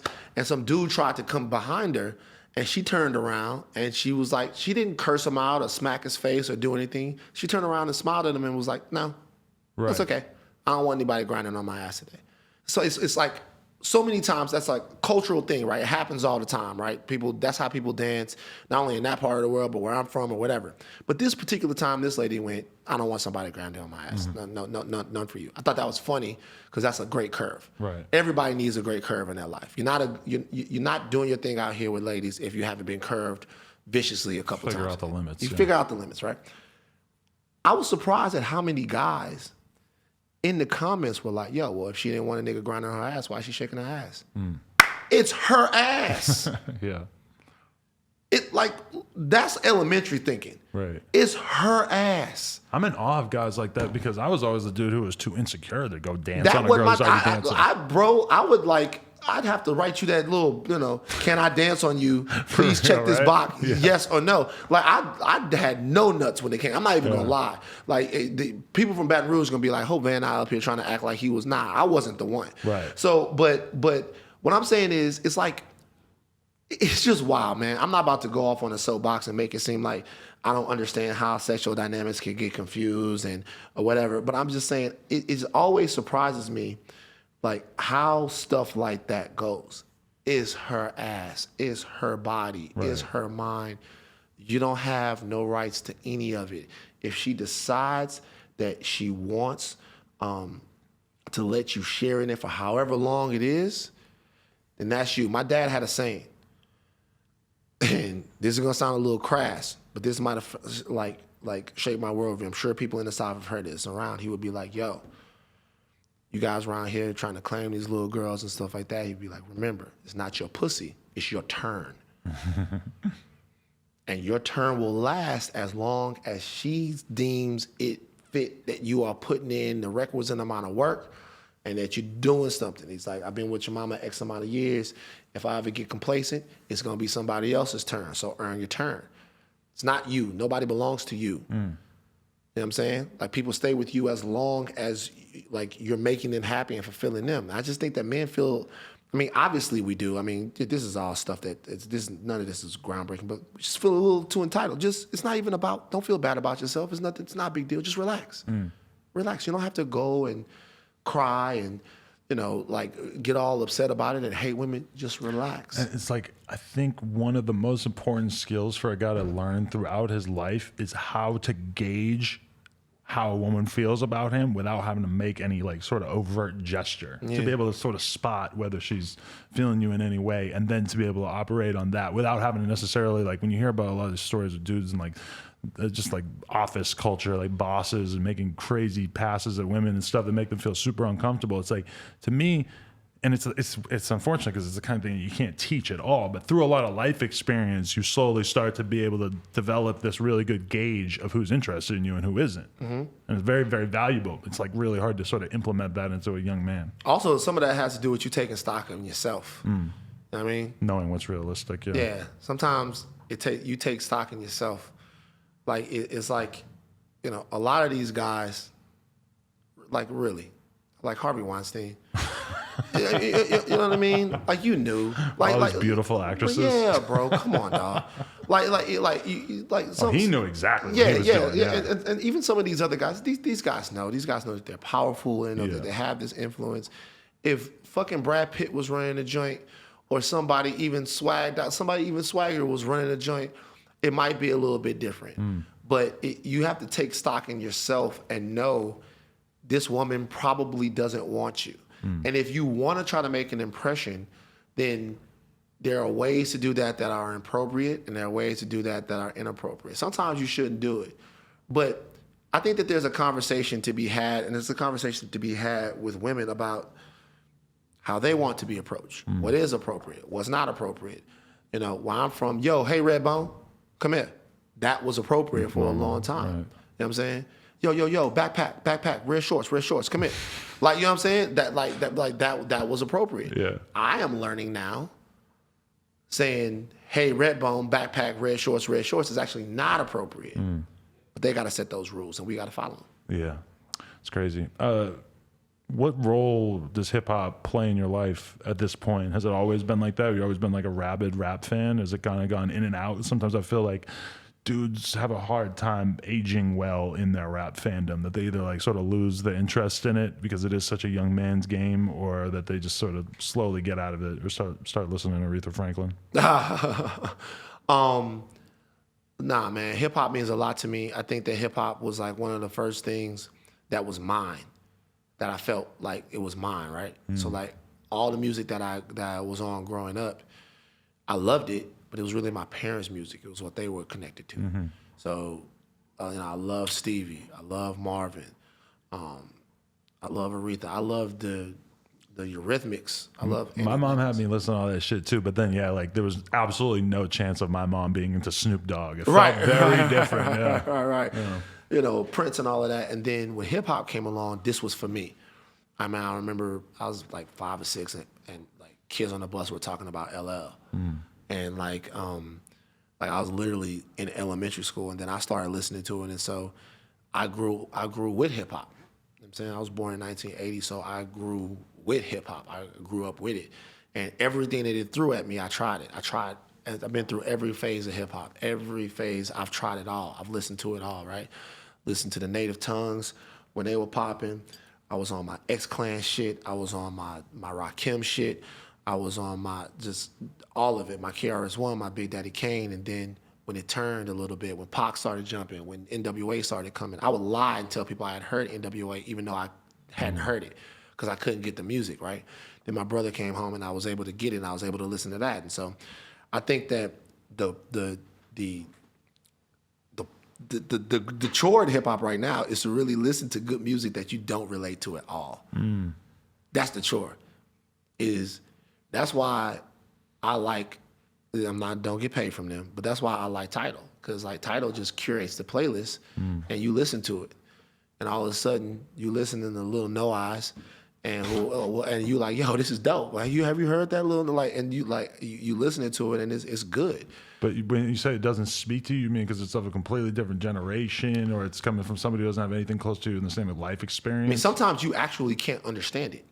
Yeah. I mean, when I say I can't understand it, sometimes I can't understand with who? Like it's one of the Young Thug types out there? You don't even have to understand Thug. His voice is kind of like an instrument. But like, let me see. I'm trying to think. Like, I love Gunna. My favorite Gunna song is Speed It Up.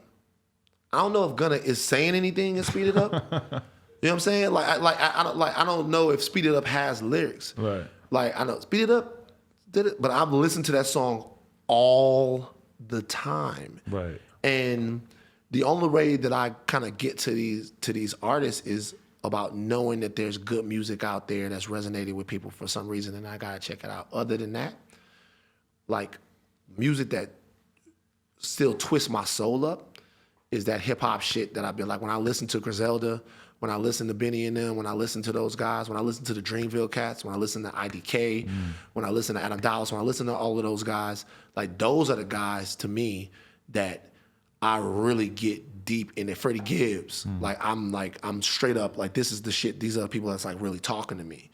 But there's so much great music. These kids are so creative, bro.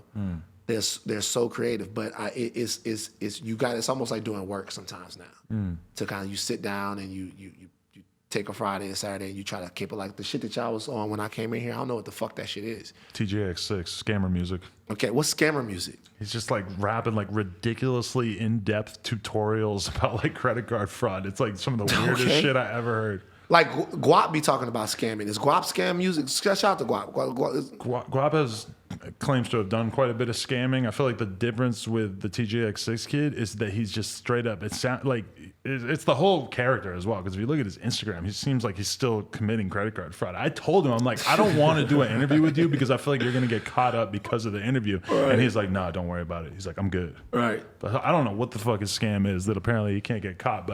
And it's something about him rapping so offbeat too that somehow like just seems like it aligns well with all this ridiculously technical credit card shit. But like a lot of these guys, man, you just people just keep talking about them. Act put me on a lot of these guys. Like if you go on Act shit, like Act is all of these guys are on Act. Like I didn't know for a long time I would not listen to anything that 6ix9ine put out just because it looks so weird. Like you know what I mean? It looks so weird. Even God Rest the Dead, even with X, it looks so. Like I couldn't understand. And then he was really, really gifted. Yeah. But like when you listen to some of these guys, it's good music. Yeah, definitely. So, but you find yourself gravitating towards more traditional type stuff. Is there anything from your youth that you still find yourself going back to? I feel like a lot of people have sort of just their core couple of albums that they just return to. 3 albums, my core albums. Hot Boys, Get It How You Live. Underrated. Nobody talks about it. We gotta put that on. Like nobody talks about it. Ridiculous. Right. Like y'all think Wayne is a god. Y'all think y'all have heard peak Wayne. Y'all have heard the most famous Wayne. Right. Peak Wayne, when Wayne was a little murderer, a little killer on this. Wayne could rap. Wayne could always rap. People gonna freak out when I say this. They're gonna be like, yo, man, Wayne, no ceilings and all of this stuff like this. Wayne with those guys rapping like a kid rapping amongst a bunch of grown men, you can hear the talent spilling through your speakers. It's ridiculous. When you ask people their favorite Wayne album and they say like Dedication 3, you're just kind of like, oh, all right. Like you caught him on a completely different wavelength than the one that I was initially experiencing in like 98. Yeah. I'd never heard anybody's voice sound anything like that. Anything like that. And he was doing Wayne was doing the little the little sound effects and shit like that. I got diamonds on my neck, bling. And he was just doing the whole. He was just creative. He was creating. You know what I'm saying? So that one, Rakim, the 18th Letter. I know that's later Rakim. A lot of people not gonna fuck with that, but that's like for some reason, just where I was that really grabbed me. And P, Ghetto D. Really? Yeah. Wow. Like when I put on honorable mention to 400 Degrees, honorable mention to Richie Rich, Seasoned Vet, honorable mention to so many of those different things, and those honorable mention to everything Pac did, all of that. But Ghetto D to me, when I listen to Master P, Ghetto D, it just takes me right back, bro. Right. I'm thinking about a time in my life where I thought everything was possible, where I didn't know if I was going to be, one day I was going to be the president of the United States, the next day I was going to be off guard in NBA. It was just like, and the melodies and the music and the beats, the authenticity is just there. I listen to that old shit all the time. It's hard to find it sometimes, but I listen to it. Yeah, it's crazy because I feel like that stuff didn't age as well for me as I got older. Like I was listening to a lot of No Limit and Cash Money at the time, but then over the years, No Limit is sort of just, there was such an abundance of product at that time too. There was so much that I felt like a lot of it sort of got lost for me. But remember, that's around the corner for me. That's like, those are real rhythms of Baton Rouge and New Orleans, and that's real shit. Like that's where I'm from. So you're a Boosie fan? Hell yeah, I went to high school with Boosie. Really? Yeah. Holy shit. Was he the Boosie? man then too? Huh? Was he the man then? Boosie has never not been famous. Really? Never. Wow. Went to high school with Boosie. Shout out McKinley High, Baton Rouge, Louisiana. Not only Boosie went there, but Kevin Gates went there too. I'm just having a years hard later. time even imagining a Boosie that wasn't like the dude, like a lame ass Boosie. He It's came on hard to campus. imagine. Me and his brother had gone to school with. Like, he came on campus as this little dude that everybody already loved. Right. By the way, I'll tell y'all something that y'all might not know about Boosie. Boosie could really hoop. Really? Like, Boosie could really play ball. He is the smallest dude I've ever seen be effective on a basketball court. Like, not like varsity. Wow. Like, Boosie could play. Boosie would get in there, do his thing. Like, little small dude, like, looked like he was heaving the ball at the basket. Right. But could shoot it, could do everything. But yeah, and then I remember I left and went away to college. And because I think something happened at McKinley. I don't think Boosie was around that much, but like I think something happened either his 10th or 11th grade year. He could probably tell a story. I'm not gonna speak for him, but and then I came back and they were like, "Yo, Boosie rapping," and he was with CeeLo in the concentration camp at that time. Wow. And then after he was with CeeLo, he got with Turk and Mel, and then boom, he was out of here. So, but he always had that. He's a star. Yeah. Yeah. Definitely. You fuck with his music? Yeah, I love him. Yeah, he's dope. Like, he's a star. Yeah. And wild, like dudes from back home. That's you listen to Boosie and Webby and other dudes from Baton Rouge, Box and all of those guys like that. Like, you listen to those guys, that's Baton Rouge. That's real Baton Rouge. Young Boy and them I love. I'm not as like they way younger than me. Right. So, I don't know how the city has changed. You want to hear my one Boosie story? Is that while I was interviewing him and Lil Blurry, his 12-year-old white kid that he signed, and it's unfortunate because he had gone and done like Boosie had done like a 3-hour Vlad interview that would presumably be chopped up into like 18 different pieces, and then he just got high as hell. Like, because when I watched the Vlad interview later, which I mean, that's just what he's gonna do always. Is there an issue? No. Okay. Get along with Vlad. Yeah, Fuck him, Vlad. But Yeah. it's just like he interviews Boosie like every 4 months, and he just gets like 18 pieces out of it. Right. And it's like, and it just keeps Shout out working. It's just a Vlad, yeah. factory. But so we got a different version of Boosie because Boosie just like gets in the van and just smokes a shitload of blunts before he does the interview. He's high as hell. And like at one point during the interview, he starts talking about getting a girl pregnant from pre-cum. And then he just looks over at Lil Blurry and he's like, "Oh man," he's like, "I can't be talking about this." Just like realizing that it's like a different responsibility or something, that his parents are probably gonna be watching that and feeling some type of way. But then, okay, Boosie's car, his rental car, gets stolen in the middle of the interview. Wait, what? Yeah. Somebody must have been following him from the video shoot that they did after the Vlad interview or some shit like that. And basically their rental car gets stolen, and he happened to have his bag with him that had all his jewelry and his money with it. Yeah. But it seemed as if they like were gunning for that. Right. But so then me and my guys, we get to be the dudes that Boosie just met that are like the only, like to him, shit. maybe we set him up. I don't think he actually thought that yeah. we did, but he at least wanted to, sort of feel us out. Right. And he was like hanging out here for like another 2 hours. I had to do another interview afterwards, and it's just sort of awkward because Boosie's kind of like just looking around, just trying to figure out if we fucking jugged him or something. Yeah, I mean, the reality is, like he talked to in that interview, he talked about feeling like he a target in Baton Rouge. He got to feel like he a target in LA when they come out here. Definitely. Anyway, it was a little awkward, but it didn't hurt my fandom at all. Yeah, I mean, look, like a real dude, man. Like Yeah. real dude. They tried to job him down there in Baton Rouge, but like he is the guy that kind of that really put. We had guys before. I don't want to be disrespectful, but obviously Boosie's the guy that put Baton Rouge on the map as far as rap is concerned. And then Webby was right there with him the whole trail. Boosie's the one that kind of finally broke through and gave us a superstar. So Definitely. What actually has you motivated these days in terms of what you want to accomplish, what you're trying to do with your life at this point? That's a great question, man. I think what has me motivated is just the uncertainty of it all. It's been a long time since I didn't know what I was capable of.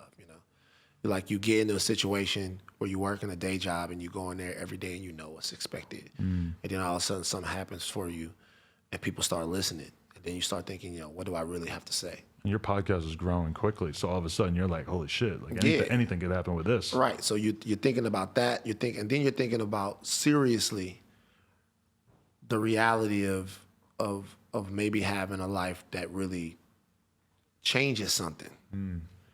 and not in a, when I say changing something, I don't mean in a say the wells, like type of corny way. I mean like, what really means something to you? Like, who are you? What do you really give a fuck about? Like, you've been a wind-up toy for so long, right?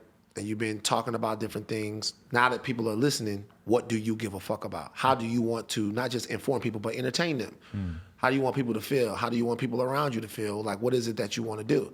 I just think figuring that out and knowing that there's some power behind that, it's a dope-ass time. You know what I'm saying? I got to go up to a Nike event and talk to 30 of the best players. These guys are going to the NBA, 30 of the best players in the country earlier today. And while everybody else is talking to these kids about basketball, I just wanted to make sure that they were investing into their own humanity, that they were becoming something different, that they were reading, that they were learning how to love, that they were learning how to be present, that they were learning how to do this. And to be able to actually tell those kids that, there's people out here that care about you, that need you, and that need you to be happy people. Fuck commodifying yourself and your brand and all of that shit like that. We want y'all to be happy people. We want y'all to be well-evolved people. It just makes you feel like you out here doing something. Yeah, and definitely. The reality is that, in a weird way, I got to thank Kanye for that opportunity. Right. I really do, because first of all, there's no animus between me and him at all. But what I will say is that was the first time that I realized that. And the reason why I realized that is everybody that watches that clip, pay attention to something in that clip. He says what he says. He turns around, he asks that question. When I start talking to him, he's listening. So I'm talking to be honest with you, my musical idol, the guy, the one artist I would say his music has meant the most to me. You know what I'm saying? He's listening. He's listening to me. So my voice matters. Even though I've been on TV all of these years, my voice matters. He's listening to me. Me and him are the same. He's no different. Flesh, bone, blood. I'm talking to him. He's listening. That's it. To me, that's a mandate. Not because Kanye West is so important, but it's a mandate because there are things that I say that people, no matter what, want to hear, and some things that they need to hear. I just gotta make sure that I keep pushing myself in the right direction to give them the right information. Yeah. Wow. That's kind of like a mandate. Yeah, that's a great word for it. Like, there's just certain experiences that you go through. Like, I just randomly got a Young Thug interview backstage at Wireless Festival in London. Appreciate that. Yeah. And I got it just by asking him on the spot, like slightly by utilizing my Juice WRLD friendship to just like even get around him. But then I just asked him for it and he just went for it. And that was just like a huge moment for me of being like, okay, like, don't ever forget the value of just asking for something, of just trying, Yeah, absolutely. Of just, there's people that do that all the time with me. It's like, yo, Van, will you put my resume through the TMZ? Well, yeah, since you asked. You know what I'm saying? Like, Van, will you do this? Well, yeah, since you asked. I mean, now my DMs go crazy, but yeah, now, a guy like that. And plus, Thug know who you are. You know what I'm saying? Sometimes that's the one thing I would say to everybody. Know who the fuck you are. You know what I'm saying? People are important and they have reverence for different reasons, but they here for their reasons and you here for yours. But that Kanye clip, that in that moment, it was like, oh shit, this dude carries himself like he can just have a fucking conversation with Kanye West. And not just a conversation, but call his ass out. That was in that moment, you just like explained your whole personal brand, like whatever it seems like you're going for is like just putting yourself in the arena, being like, look, I could do this. And it's crazy how you just sort of solidified it right there. I mean, yeah, the real with that is that, that is a part of who I am. It's like the only thing that I was surprised at was that he was taking the time to let it digest. Because in that newsroom, Harvey runs TMZ. Me and Harvey go back and forth all the time. It's his shop. And me and him go back. So, like, in that place, that's an away game for everybody else. I'm at work. I come here every day. So, like, I felt completely comfortable. And really, to be honest with you, I'm going to be real with you. Where I'm from, Baton Rouge, like the guys that y'all see from Baton Rouge, we are like that for a certain reason. They don't really grow, like, timid men. You're born timid conversational. People. That's how we do it. Like that's a Baton Rouge thing. The art of conversation. The art of conversation is a real thing. We're Southern. We're aggressive. We believe in ourselves. Any guy that you meet from my city that's really doing something, that's how they're gonna come off. And it's good natured too, which is kind of the main thing. Right. Like you're not expecting Kanye to hate you for hitting him with your opinion because the guys that you grew up with didn't act like that. Right. Either. And the reality is that even if you disagree, I'm gonna pay you the proper respect. Always. Yeah. Always gonna pay you the proper respect. I'm gonna say, listen, everything that you've gotten, you deserve. You're a genius. You deserve all of this. This is what we going through though. Yeah. Like, I believe that if the proper respect, I just don't know how people be so wild disrespectful nowadays. That's the one thing that I don't get. How you see the baby shopping, and I don't get how people are so wild disrespectful and don't expect bad things to happen to them. Like nobody's gonna tap your jaw. Like you're not gonna get that karma to come back to you just for all of this stuff. That's really weird to me, because whatever I do, whatever disagreement I have with you, whatever sort of issue I have with you, is gonna be done respectfully until we can no longer respect each other. And it's gonna take me a while to get to that point, because all I really want to do is sincerely get my point across to you. I'm not trying to sun you. I'm not trying to dominate you. I just want to make you understand where I'm coming from. Definitely. There it is. Hey, we did our 2 hours. That's pretty good. That's dope. 2 hours. I ain't done 2 hours in a while. 2 hours is like a long one? Definitely, yeah. We usually gravitate towards like an hour. Okay, word. Yeah. Here you go. We was doing good. Man, listen, bro. I've been watching shit for a long time. I appreciate you having me up here, bro. I appreciate it. I can't believe I did it all in a Foos Gone Wild shirt, too. Feeling some kind of way about this. Just going to call it out. All right, Van Lathan. Also, I just want to say, your name is not very agreeable with autocorrect. You ever notice that? No, what does it say? I was getting a lot of can larynx instead can of Van larynx. Yeah, it refused to believe what that the fuck I are you actually searching wanted on to. Your shit? Well, I'm just like typing the notes, so I write Van Lathan, and then I start writing some stuff down below, which I actually didn't even look at. But I'm trying to write Van as a first name, and then as soon as I start to write the L, it just becomes convinced that I wanted to write can for the first word. I swear to God, I did it 3 times in a row, and I was just like, I wonder if he deals with this. So the can thing I do, the larynx thing, no. The larynx thing tells me more about what you typing than anything else. I don't know if I ever said larynx. Right, larynx. Like the Dr. Seuss book, or like the part of your body. The larynx is like right here. What's the Dr. Seuss book? That's pharynx or something. Didn't he have a book called The Larynx? Is it? I don't know. I don't know. If he does, I probably haven't read it since I was in elementary school, but for some reason it's lodged in my brain. All right, shit. Well, hey, I appreciate you, man. Thank you for coming on. No problem, man. Van Lathan, No Jumper, coolest podcast in the world. Check us out on YouTube, SoundCloud, iTunes. Like, comment, and subscribe. Thank you to Laura for lining this up. Yeah, Laura. Big shout out to Laura. Appreciate you, man.